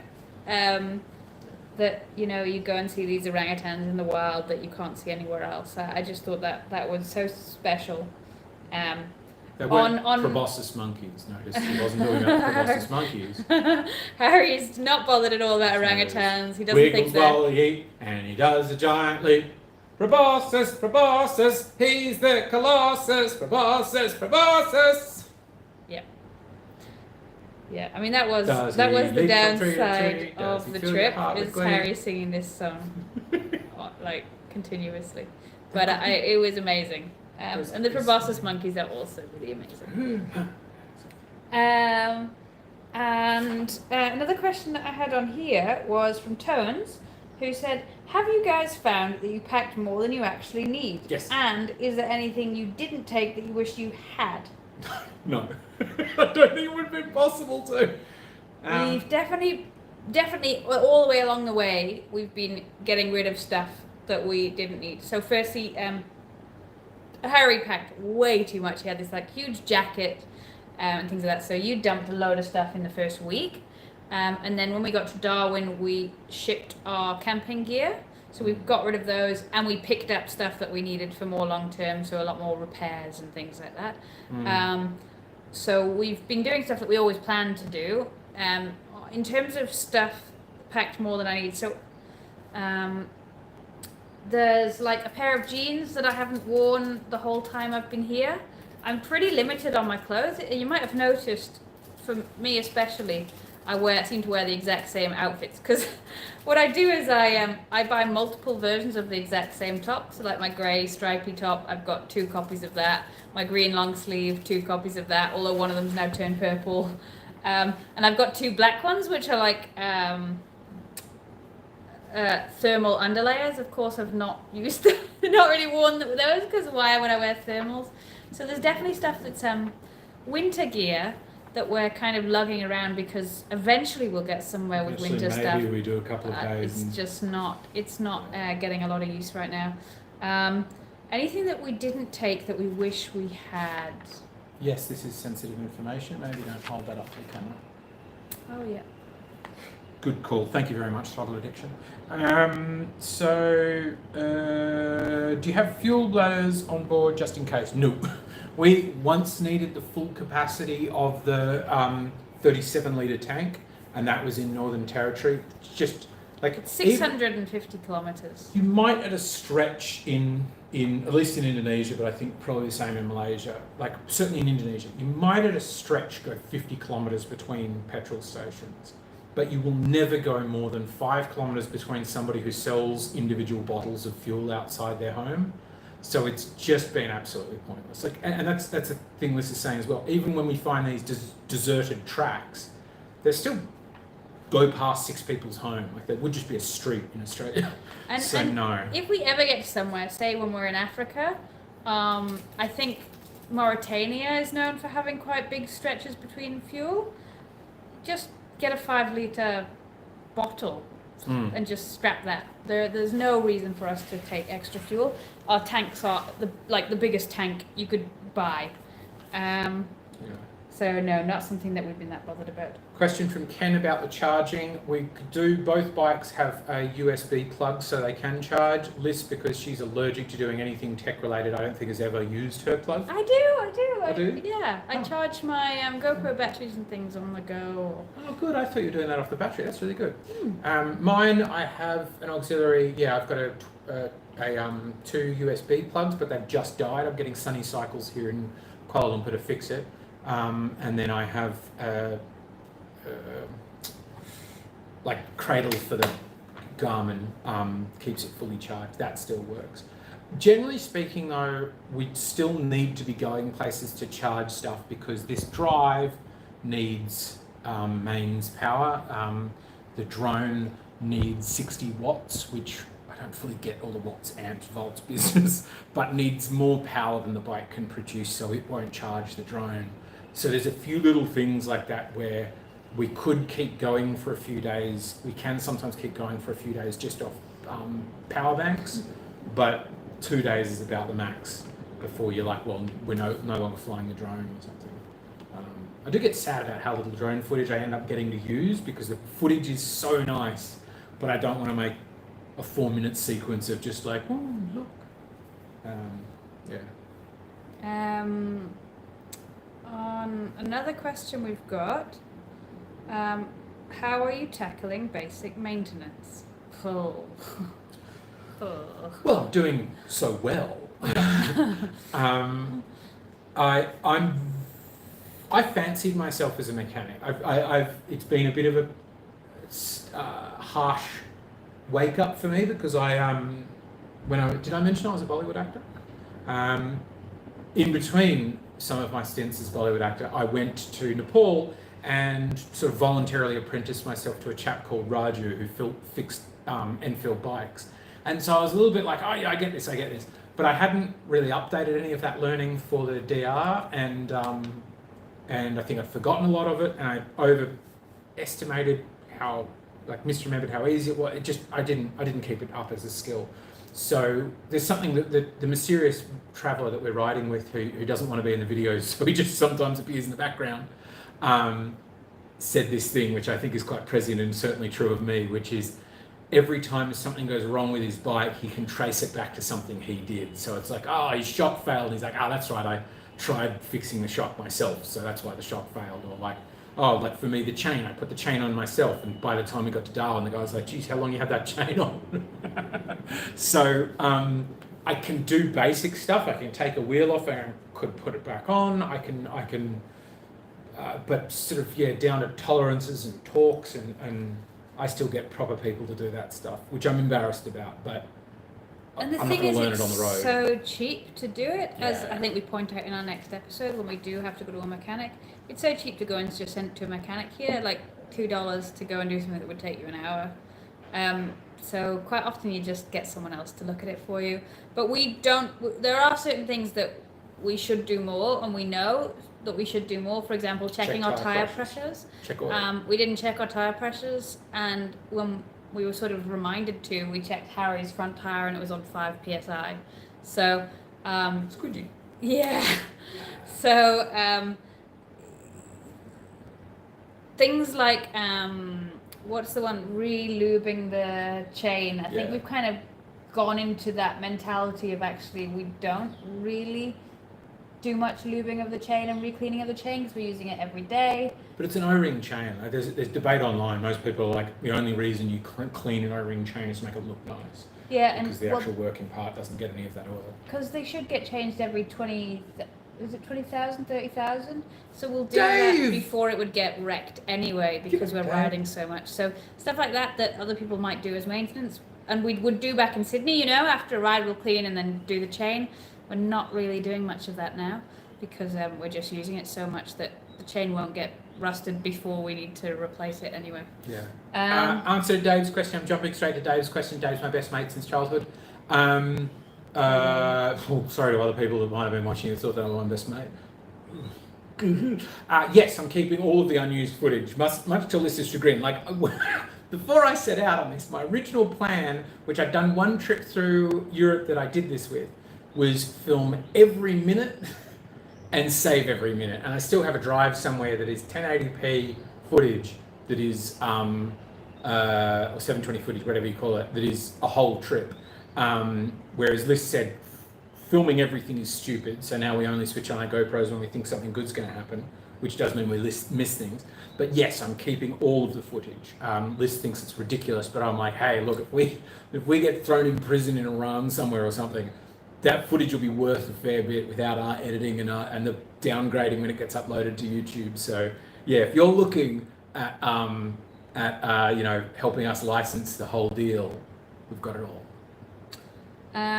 Is it a DJI drone? No, we had a couple of DJI drones. They're not very good. They're not good at the tracking. You've got to sort of manage them by looking at it, which when we're riding, we want to ride. So we went for a Skydio, which took a year to arrive because they only sell them in America. Yeah.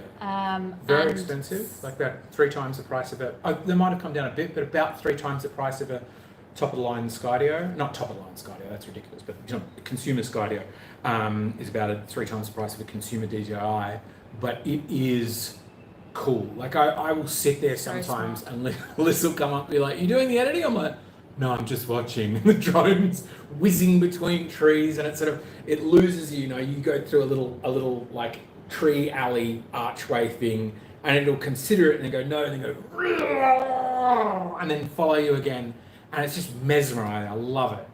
If you ever want to go on YouTube and just look for Skydio footage, you'll see what I mean. Yeah, so many pretty amazing shots, and that's all automated. It knows where you are, and it will just do whatever it can to keep following you. It's a very smart drone, which is exactly what we need because we don't want to have to point it at us. So Monsieur Trask has asked us a question about the communications. The comms, we were with Cardo. So Cardo make an intercom headset, and I switched to it, and Liz was like, the sound quality's worse.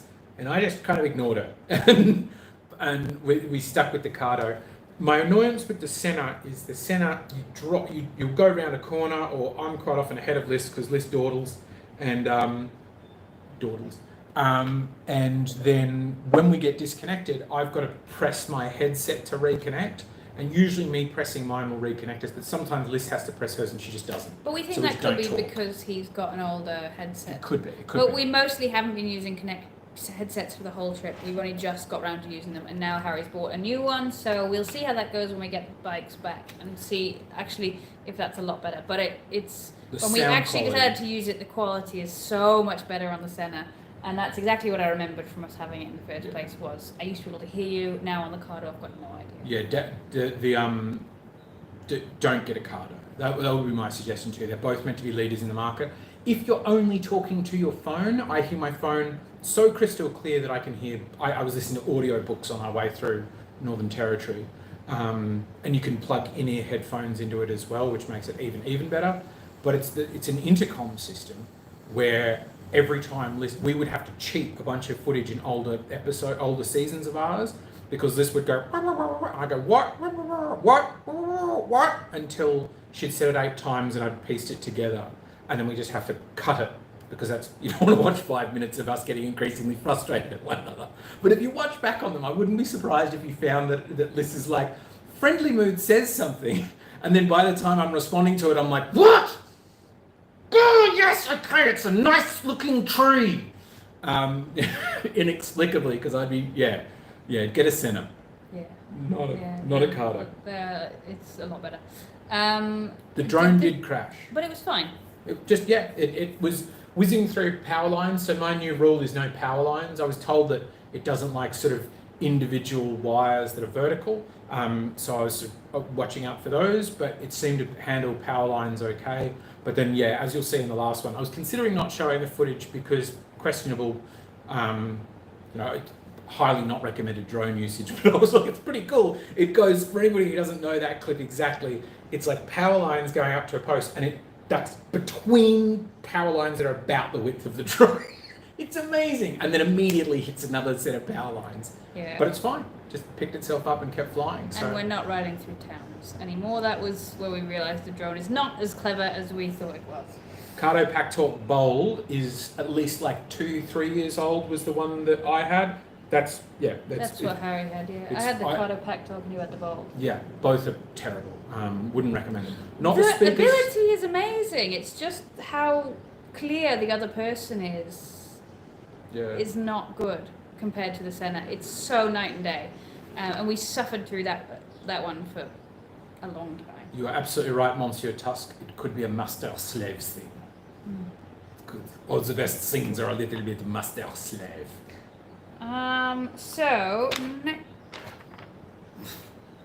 PC battery's running low. So the next question we had on here is it still fun being on the bikes all day? They don't look like the most comfortable of steeds. That's from Simon Goff. We'll have different answers for this, me and Harry. But for me, so Harry's view is he gets very bored being on a bike all day if it's not anything interesting. For me, the bit that I don't like being on a bike is I don't like being on a bike in a lot of traffic. So if there's a lot of traffic, I will not enjoy it at all. If it's just roads that I can ride, especially even if it's just, the best for me is just straight road. Not the best, but I enjoy a straight road with no traffic that I can just ride all day, and I can really feel like I get into a zone, like meditative. Whereas Harry just hates that. That's the worst for me. Like the long straight dirt, not great. Long straight motorway, I'm like, I will nod off. And I don't know if I'm narcoleptic, but I can fall asleep standing up. I can fall asleep while riding, which I've done a couple of times before. I've once fallen asleep while walking, though might have been other reasons. But anyway, awful. I hate that kind of stuff. I love traffic because I learnt to ride in India, and schloofling through, like finding that spot, muscling people out of the way, finding the gap, doing the thing where you're not sort of making anybody else's brakes lock up or being really rude or aggressive about it, but you're like confidently getting where you need to go, is like this sort of game of life or death Tetris. I love it. So I love traffic, like packed city traffic, but now I try to sort of use that muscle much less to just block out a car space that hopefully Liz can fit into. And twisty roads, quite like, my absolute favourite is a track that I don't know if I can do. Right up to the point that I'm not having to put my foot down. Snotty tracks where I'm having to muscle it through. That's sort of the best. It's just about flow. That's a good thing about the DR650 as well, that we've definitely kept saying about these roads, is you'll have to pass these tracks when you're going along the road, because that's like spit there's a lot of awful fumes coming out of them directly into your face. And Liz would turn up places with a Yeah. moustache, this dark. So you want to get past them as quickly as you can. And having the DR650 where you've just got all that power immediately available makes such a difference, because you notice that in comparison to seeing maybe a guy on a scooter, they will really hesitate about taking the overtake sometimes. And some of them, are away, but the DR is already passed in sort of a second. So it gives you a lot of confidence to go and do those overtakes. Although Harry complains that I sort of leave enough space for a boat. You could land a plane in there. Yeah. I mean, I will zip for gaps because my old India mine comes back. I calculated at one time, I did about 100,000 kilometres from never ridden before to 100,000 kilometres in India, which means sort of 10,000 hours. So it's sort of what, what's it, Bill Bryson, not Bill Bryson, that expert. guy? The sort of, yeah. Pinker. Stephen Pinker, yeah. Not Pinker. No, the guy who always writes the books about, hey, you might be a genius, but you're a frog. Oh, yeah. Anyway, yeah. So that old mindset comes back, and one of the things and this is useful for anybody who's going to ride to Asia, is like in Australia, you follow the rules and stepping outside the rules, but the rules are a lot more fluid in Asia, so you get a sense of more psychology rather than rules-based riding. And some of the psychology for me is be really wary if you're behind anybody's field of vision. They see that way. It's like playing Hitman or something. If he's looking in that direction, then he will spot you. So I will happily push out onto the road into an oncoming truck so that I can give a truck I'm overtaking a ridiculously wide berth. So I'll sometimes be like down the gutter on the far side of the road for fear that he might do crazy stuff because he doesn't see me. Because I know the oncoming guy's going to see me. I've got a headlight, he's going to see me. So he will slow down or pull over a bit or flash his headlights, and I'll flash back like, yes, I know, I've seen you, and then zip through that gap. Where, and other people, like, I'll know that motorbike riders, I'll watch them and get out wide. But once I'm here, I don't mind cutting right across their front wheel a little bit because they're not going to suddenly throw an acceleration. And if a motorbike rider's coming this way, I'll already get into their lane, but just up the back of the truck. So I'll already be in just there, so that I'm already aligned to kind of go. Which I don't think that's safe, because now you're next to the hard rear corner of the person who can't see you. So if they suddenly go, oh, pothole, or shit, hey, there's my friend, then you're cornered into the face. So Yeah, but what's the difference? I'm either or there. Or you mean you're out past his corner, or you're still... No, it's where I would be, but I'm just pushing out across the yellow line. Yeah. So I'll already come into the oncoming lane a tiny amount, so that I'm ready to just go... Zot. Because the bike, they'll already see you when they have come right into the right, so you've got this big gap. Schluffle over. And it's interesting the different ways that they have motorcycle safety. So they're really into using their horn here, and they use it for safety. So whenever you're going around a blind corner, you should beep to kind of say, we're coming. Quite often you will, if you want to overtake a guy, you beep him, and that will let him know, I'm going to try and do the overtake, and he'll help you, by moving in or whatever. So there's a lot of things where actually it kind of makes sense how they do stuff. Yeah, it's when I feel like after you've done a bit of Asia riding, you're like, oh, we could learn a bit from this. Because when you get back to the west and somebody will be on a double white line road and there's a broken down car and they'll just stay there waiting for the car to be unbroken down, you're like, go around it, you knob. There's rules, stay in your lane, but like, come on, let's just make it happen. Yeah, there's definitely different rules. What's the most unforgettable moment while riding in Indonesia? Being pulled over by the bikers is pretty good. Some of the off-road trails. The bridge incident. The bridge was a real heart starter for a moment. Something just changed, and you're like, oh. So it's 2 episodes time, that one. The guy letting us through the gate for me was one of the best. Like, we're there and I was looking at the road because I'm up front, and I'm like, oh, it's just There's no tracks on the road. You know, I'm not just looking at the quality of the surface of the road because they'll go down some bad roads, but you'll still see fresh bike tracks. And I was like, there are none here. There are zero. And then to be out there in the wilderness where nobody's been, what used to be a probably relatively used dirt road has just devolved into nothing, and we go through a thing. And then the buffalo farmer coming up and being like, no, Bisa, you can go through. I was like, that was among my favourites. For me, I think the bit of road that I will most remember, though, is the road to Mamasa, where we were going around the side of the mountain, and especially where it was so sodden, and you've just got all of the mud that's come down off the side, and so it was a funny road to go past, because we're having to go around the real edge of like the cliff drop off to avoid this sort of muddy soup. And maybe 4 days earlier, we'd met up with these guys, Sinjai Tiger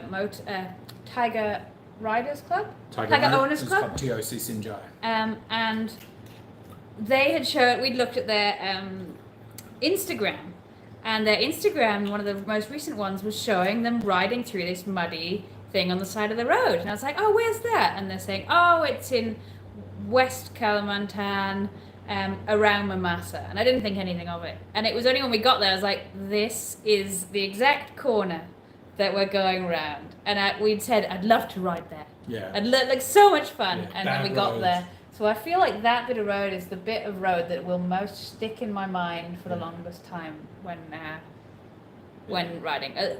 For me, my favourite place to ride was Sulawesi. Yeah. I thought it was the most dramatic. It has these incredible mountains. Even when you've got good roads, you're just flying around this stuff, and it's beautiful. So, and I didn't expect that from Sulawesi. Actually, I thought that's what Borneo would be like. I thought it'd be more mountainous, and it's not at all. It's quite flat. Borneo expected jungle, but as the upcoming episode says, I'm ruining lots of bits of the upcoming episode.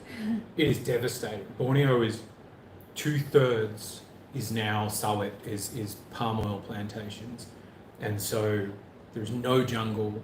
The entire Trans-Kalimantan highway is just not even really stretches of just the palm oil plantations. It's usually just shacks and warungs and whatnot either side of the road, smattered about, brief glimpses at palm oil plantations, and that is all. No dense jungles. No. Once you get into West Kal, go to Kalbar, which is Kalbarat, which is funny. Bharat is west, and the country to the west of that is called Bharat, which is India, and then the east is called Timur. So. Yeah. But yeah, if you want nice twisties, go to Kalbar, West Kalimantan. Yeah, the bit of road in between Central and West Kalimantan is beautiful. Almost no one on it, and it finally opens out into forest, so it's really nice. One question I just wanted to do was related. Has KL traffic been crazy? No. We thought it was going to be nuts. Like Bangkok. I imagine Bangkok. If anyone's driven in Bangkok, they will know it is horrendous. The traffic is a nightmare. KL is really organized, seems pretty quiet actually. The roads are quite fun with all the different, we drove for about an hour through various like sort of roads that are all raised. What do you call raised roads? Sky roads or whatever they're called. Elevated. Oh, yeah. But yeah, they've been. It's like a futuristic really computer game. You know, you get those computer games where you're on a hovercraft and you're flying through a cityscape. That's kind of what it's like. What did that game used to be called? Dave's asked another good question here, which is, what's the most interesting thing someone said to you, interesting conversation you've had? I'm trying to think to those. Some of the stuff about Dayaks I found interesting, Dayaks being headhunters, but I think the most interesting ones were in East Timor, which is going back a while now, but because there were fascinating people in East Timor. Like the East Timorese are fascinating, they're very welcoming, they're super interesting, and they've got such a recent, like, fairly shocking history. But also the foreigners we would meet with their stories about, what was happening during the occupation, or... I'm trying to think, though, it's a great question. I think especially because... somebody found it. Thank you, Arco and Ada Troost. Thank you so much. 20 so euros. Kind. Crikey Moses, thank you very much. You've hung on for about an hour and a half, and That is persistence. We really appreciate that. I'm trying to think. It's a really good question. I'm going to come back to that I question. think that's Let a it really good percolate. point that Harry made about East Timor was that, especially because there's not so much information about it, or much easily understood about it. So you felt like everyone you spoke to, they had their own interesting story of why they're there, and they also had some interesting insight or a new angle that you hadn't got, or even if you didn't, even if the conversation, an individual conversation, wasn't the most interesting, you just felt like you were constantly having interesting conversations. Well, when you're traveling, you can find that you're having the same conversation all the time. Where are you going? Where did you come from? We did both the same. Whereas, what bike size is that? How much fits in that tank?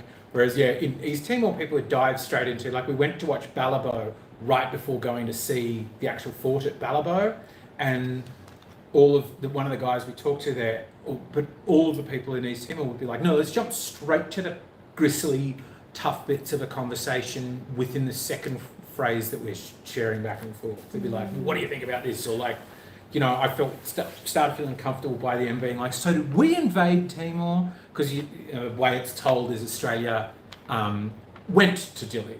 They sent a force to Dili, and it's like, well, Dili was technically Portugal then. Portugal didn't ask them to come. So another way to say that is we invaded Portugal and Japan retaliated, but we say like we sent a force to Dili and then Japan invaded. And that was one you could just jump straight in with people. Like, well, we're on it. But it was interesting, because everyone would have various opinions. We talked to a Portuguese historian, and he would do one thing, and then of course, whenever you get an opinion told to you that you're like, that's interesting, you then sort of use that as your next opinion when you talk to someone else. So you pass on that opinion, and then someone goes, well, actually this, and and then sometimes even know, like, you've been talking to John, haven't you? You're like, I have actually. He's the one that shared that idea. It's a good question. There's going to be more on that. Steve, g'day, Steve. Welcome back. Thank you very much, as always. Legend. This is Mr. Savory. How much did we save? Kind of an awkward question. We don't want to go too much into that, I think. But like, suffice to say, I was saving from pretty much when I got back to Australia. So we were saving for 4 years. Yeah. And then, but it wasn't like, we're not saving crazy saving. We had a house that we lived in. We had rented, we had like a car lease and stuff. We weren't like scrimping to save, but we didn't really do holidays or anything like that. We just saved for 4 years. We were 3 months from leaving when COVID hit. Yeah. So we were like, that was pretty devastating. We were like, I was starting to wind your life to a close and prep for that trip, and then it was like, oh no, you're going to be stuck in an apartment for 2 years. But like, we'd budgeted on, which is what we'd heard from other people. I think it was $300 a day, wasn't it? No, that's way higher. It's way too much. Yeah. What was it? I can't. I really can't remember. Every time I remember, I've lost track of it. Yeah, but it was not 300. We heard one person did it on 300. We've also heard of people doing it on 20 a day. But I think somewhere in between those two, like 150 to 200, you could still have a nice trip with good fun parts. I think if we try and look at daily costs, I mean, probably an average place that we stay in would run to about $30. Yeah, like we're staying in a pretty nice. I won't show it to you. No, I will, because it's funny. This place is 35 Australian bucks a day. It's the nicest apartment, good view of KL. There is where are we? Hang on, where's the pool? Other side. The pool's the other side. Oh right. Oh, we're looking at a totally different thing. Sorry, there's an infinity pool. But this apartment's 35 bucks a day. But this is what I do. This is both of our stuff, but I do it, and Liz is like, well, I'm not keeping the place clean if you're doing that. And it's just, we cover every service with everything, and then we have to go and do an extensive idiot check, as we call it, to move out again. There's a bedroom and an ensuite through there. Yeah, bedroom, so ensuite apartment, $35 in Kuala Lumpur. And that's Australian dollars, so I think that runs to about 20 American, $30 a day. It's about 20 American dollars a day for accommodation. We probably do, so we would fill up a tank for 3 days riding, I would say. Yeah, like fuel to me is a cost you would ignore because it's unavoidable. It's about $100. We probably spend about $20 a day on fuel. Yeah. Australian dollars, so 15 American dollars a day on fuel. Food, maybe you spend. You can really fluctuate on fuel. Like in Indonesia, you could. Oh, it's $15 each, so $30 a day on fuel. Maybe food can be all over the place. Yeah, food you can get like a pretty good nasi goreng for $3 sometimes. Other cities you'll go to where like, but it also fluctuates per country. Like East Timor, despite being one of the poorest countries on the planet, stuff was expensive there. Yeah. It was like rooms and food and lots of things were quite expensive there. So let's say probably $20 a day, American dollars a day as well. Food, yeah.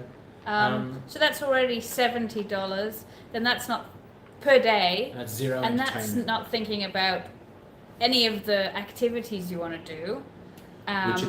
Which can be huge. They're often the big ticket items. Yeah. So they'll often be one where you're like, oh, that was our whole last week's budget. Not so much budget, but like about how much we spent last week, we're spending in a day now to do this one thing, but it's a thing we absolutely, like I was dead set on the motorbike tour when going to Bali, but wow, that was expensive.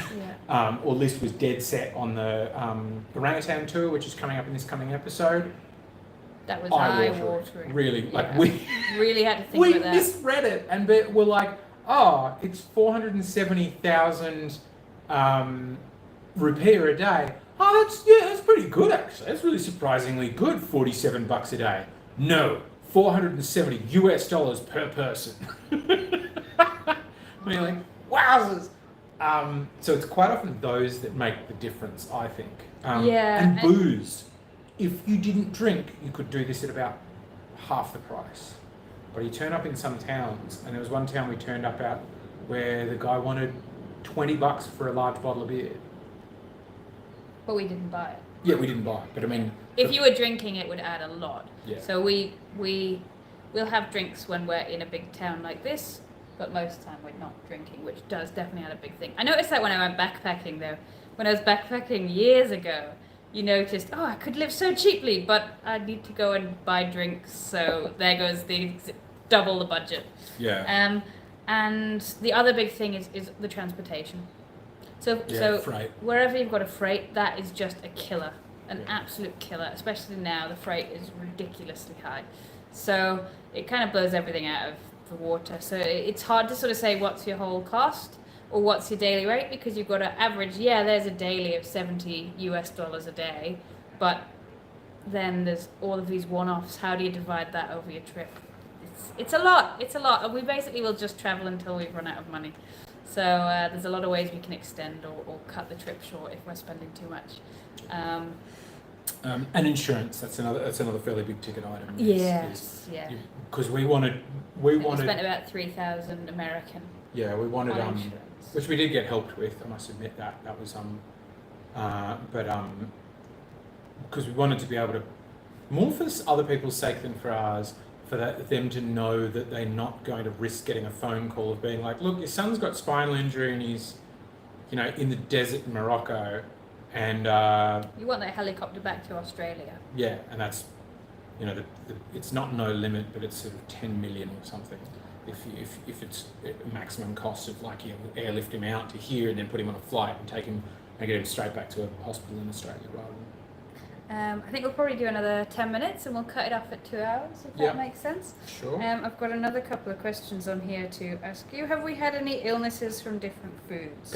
My guts are always rough. That is, ask that. Yeah, it's mostly just getting used to new things, really. I got COVID, but that was during the break. Oh, yeah. Yeah, that was when we were in London. Not food related. Oh, I think I got, we didn't include it in the video because it changed the theme of what we were going for. But when we went to Atauro Island in Timor-Leste, we went out there and then I got a mysterious thing that we're pretty much sure is dengue. Or we just sort of going to run with that because there was nobody, didn't bump into anybody else who had a fever. A lot of people get dengue there, and there were loads of mosquitoes sneaking into the net each night. But just suddenly, on my last day there, I got struck with a pretty bad fever and stuck in bed. And yeah, that's that. That's about it. Yeah, food, we've been good, I think. Just the usual thing, where you go to Asia and at first stomach just needs time to get used to foods that you don't usually eat all the time. I think everyone knows what I'm talking about. And then we've still got a couple more. How do you cope with changes in currency, diet, etc.? So diet, I think we just covered. Currency, we have only had a couple of issues with that because, to be honest, we use our bank card to just take money out of the ATM. I think that's the simplest way to travel. I don't believe in getting travelers' checks or carrying around wads of American dollars. It's just asking for problems. Wandering around with cash and getting it changed is asking for so many different problems, which is I could lose it all and then not have it, where if I lose my card, I just don't have my card, I just don't have a piece of plastic. And you get ripped off. Like card changes, as much as everybody's lovely, and I haven't met anybody cheap or sneaky in any places, East Timor or Indonesia. When money's involved. Tax. You just know that it doesn't. It's not a nationality thing. Money changes and taxi drivers will try and screw you over. And so, if you're planning on wandering around with cash and using money change all the time, you're just saying, "I'm planning on getting screwed around all the time." So don't do that. And the other things to say. So far we've had. We got to Indonesia in Bali, so we had some rupiah. And then we came to Timor, so we did have a problem where we suddenly had to have American dollars, and we hadn't. If you watch the episode, you'll see what happened where we got there and we had to pay for something in dollars, but there's no ATM until afterwards, so we had to go to get them to let us out of the airport and then back others to immigration to pay for the thing. So we had that, and then we've had US dollars, which meant we've had a little bit of US dollars left, just because I think it's good to sort of carry a little bit, small amounts of US dollars for borders and things like that. And the only other thing we've had to do is when we crossed the border from Indonesia with rupiah into Malaysia, we bumped into a traveller who was going the other way. So we were able to swap out the last of our rupiah to ringgit. He's a funny guy. G'day, Stuart. If you're, for some reason, watching 1 hour and 50 minutes into a thing, he's a funny guy. Yeah, he was a cool traveller. He'd done... He got stuck on the COVID thing. He was halfway Sydney to London when COVID hit, and he said the tour guide, they were going crossing into Myanmar, about to start this guided. They used to do guided trips. We had to pay for this whole trip across Myanmar, and then on the bridge, half of the crew have passed passport control and half haven't. It sounds like a part of an apocalypse film. And then this tour guide's like having a message back and forth between them all, and he's like, "Look, stop! Don't come in." Because of COVID, and he's like, "What? India's closed the border." India's closed the border. Sorry, that's right. They won't let you out if you cross all the way over Myanmar. They won't let you out, so you can't come in. Imagine that. Just imagine, you know. And he was saying he didn't really realize he was traveling how big of a thing COVID was. But imagine you're just crossing the border and then you're getting this news, and it's like a film. And yeah, very much like an apocalypse film. And he said because he's been on the road and just meeting people and hanging out. The guy said, "Yeah, you can't come in because of COVID," and he's like, "What's COVID?" And he said that all these people in his convoy had just been abstaining from social media or something. I don't know. And then they all sat by the side of the road, and then they're like, "There's a pandemic. There's a new virus." You had to like sit down and then soak it all in, which sounds like it was pretty devastating because, you know, we know how disappointing it was to gear up and be ready to leave and have that turned around, but to be halfway through it, and then he had to leave his bike in Thailand and go home. So yeah, tricky. Morning, Barry. It's a Chardonnay. It's a Sunny Cliff Estate Chardonnay. Morning, Barry and Barry. The colour of kale water. There was no Riesling. Kale water is pretty. It was a lot of Sauvignon and a lot of Chardonnay. If any of you ever get hit up for work, like, do you want to go live in Kale? Just say yes. Yeah, really nice. It's really nice. That's in frog last one. Ashley. So. Hello, Ashley. I think we've almost done all of the questions on here. I'm just looking through them all. There was a couple that we haven't done. Oh, and one of the things was, which we've talked a little bit about, do the delays impact weather-related plans? Yes, absolutely. We were meant to be in Pakistan before winter. Yeah. So we've got a big issue with going into the mountains. So the only mountainous area is Pakistan, India, and it's not going to be passable for us doing it, which is a huge shame, because if you've seen anyone who's travelled around that area, you'll know that they say Pakistan mountains are a highlight. So I'm not really sure what we can do about that, because it won't open again till May. So Doesn't matter to me.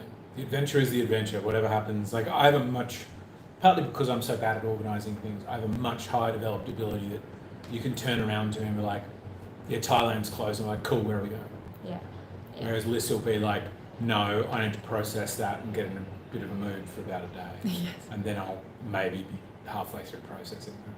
Yeah. No, they always changes a lot of stuff. So yeah, you have wet season starting. We now missed the wet season in India, which is good. We were going to get there through the wet season, but that's fine. Yeah, there's always changes. We're still heading that way. We're everything still seems okay for now. And Stop touching your face, Harry. That's what I've been trying to tell myself after watching these videos and seeing so much footage of yourself. That's a weird thing about editing your own stuff. You'd see yourself and you become hypercritical, and one of the things that I think is not hypercritical, just legitimately critical. I touched my... Oh, we're back. We lost me. That's okay. I was criticising myself. That's a good bit to miss. And I've got one more question for you, and this is the last one. Last 3 minutes of the stream. Yeah, the last one we've got. Harry, do you think your bike will make it to England, or will you buy another bike? I feel like this is a question from Margarita, but it's actually one from Steve Savory. Good on Margarita. Personally, I think you'll keep swapping out parts until you end up with a new KLR.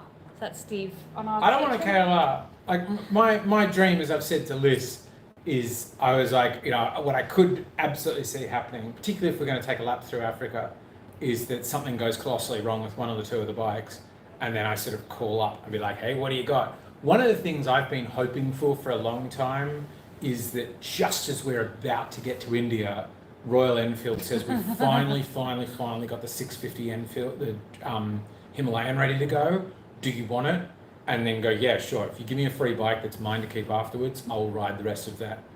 But I don't think that's feasible for a variety of reasons. One is we've got a tiny channel. The second is anybody that watches the channel will be like, that guy's terrible at maintenance and thrashes the crap out of the bike and drops it and crashes it and scratches it. I don't want to advertise somebody mistreating our stuff.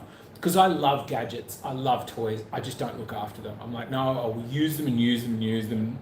And I think heavily using toys does damage them, but I also don't look after them much. So, will it make it? I don't know, the DR's seeming really, I'm sorry, Margarita will be upset to hear this, super strong at the moment. Like, flat tyres has been... We've had one flat tyre each. Yeah. And Mine just needed a pump up, it had just been very slowly leaking. We just sent them for servicing to get them checked out Just got a 2 message days about ago, and they said, I just checked today, they had 2 bikes, again, our mystery third person, who keeps popping up in the same place as us. 2 of the bikes are finished servicing already, so I would say there's no issues there, and then the third bike is due to be finished today. So the bikes just... If you ride them regularly, they just seem so happy. They seem so much better than they were when we started out the ride, when they were seeming a bit sickly. And this is something Stuart said too. They'll it's bizarre because it almost sounds organic to say this, but they respond well to a thrashing. Like if I take it off road and get it in very high, very low, like very high rev ranges, very low luggy stuff, bouncing and jostling, I'll be on the motorway on the way home going, this could be psychological, and it still could be psychological, but it's like, wah, wah, wah. It's like, oh, hey, I'm awake, I'm ready to go now, I'm bouncy, I'm like, and Stuart was saying that too, where he had his DR, he's the guy we just said was on the Friendship Bridge and got turned around in COVID, so he went back to Australia, didn't sound like he very much enjoyed things, so went through a bit of a, like, what am I going to do next, and then bought another DR and did a lap of Australia, and I'm describing it in my words, sounded like he didn't just care about this new bike. He'd set up his overland bike for one, like, to be the bike. So this one is like, I'll stuff you, you're my side girl. And he said, I thrashed it and it loved it. The more I thrashed it, the more I loved it. And I was like, I think that's the way the DR is. In fact, I think that might be the way a lot of vehicles are generally. So that's that. When in India, hopefully in India in a bit over a month, maybe around about 2 months we should be going to middle India. of November. I'm going to practice my Hindi, turn up and be like, hey, It's by still the way. all up in the air. We have no idea about shipping. We're trying to figure that out now. I'm just finding all the last couple of questions because we're going to close this in a couple of minutes. You need an Africa Twin, Harry. Way too big a bike. Too big for this. Like Africa Twin, like if you were saying to me, what bikes would you take if manufacturers came to you and said, here's this bike, please ride it for free, and also hopefully give it to me to keep afterwards, I'd be going T7 to be top of the list. Well, T7 and Africa Twin would be bang up there at the very top of the list, but they are not going to be for less. Enfield, actually, the Himalayan 650 would be up there. Just come out with it and let's do it. I think everyone's sort of saying the same thing of, where is that middle ground bike? You know, where's the 450?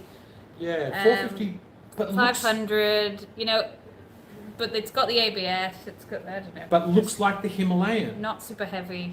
You want it to look the beauty of your bike. It doesn't need to look beautiful or anything. There just needs to be something in the middle that's got enough guts, and we would jump on it. But yeah, T7's kind of as close as you get, and it's too heavy, really. Yeah, I agree. Is there a ferry to Malaysia? No, shipping. So we flew it, and we flew them for $500 each, Australian dollars, and then we flew ourselves, and then we met the bikes 2 days later. The Benelli does look like a really nice bike. That is true. I've seen quite a few things of it, and people are like, I expect this to be dog, but I want something. The problem is, it's like I want a brand new bike, it's fresh off the production line, that also there's parts for everywhere in the world.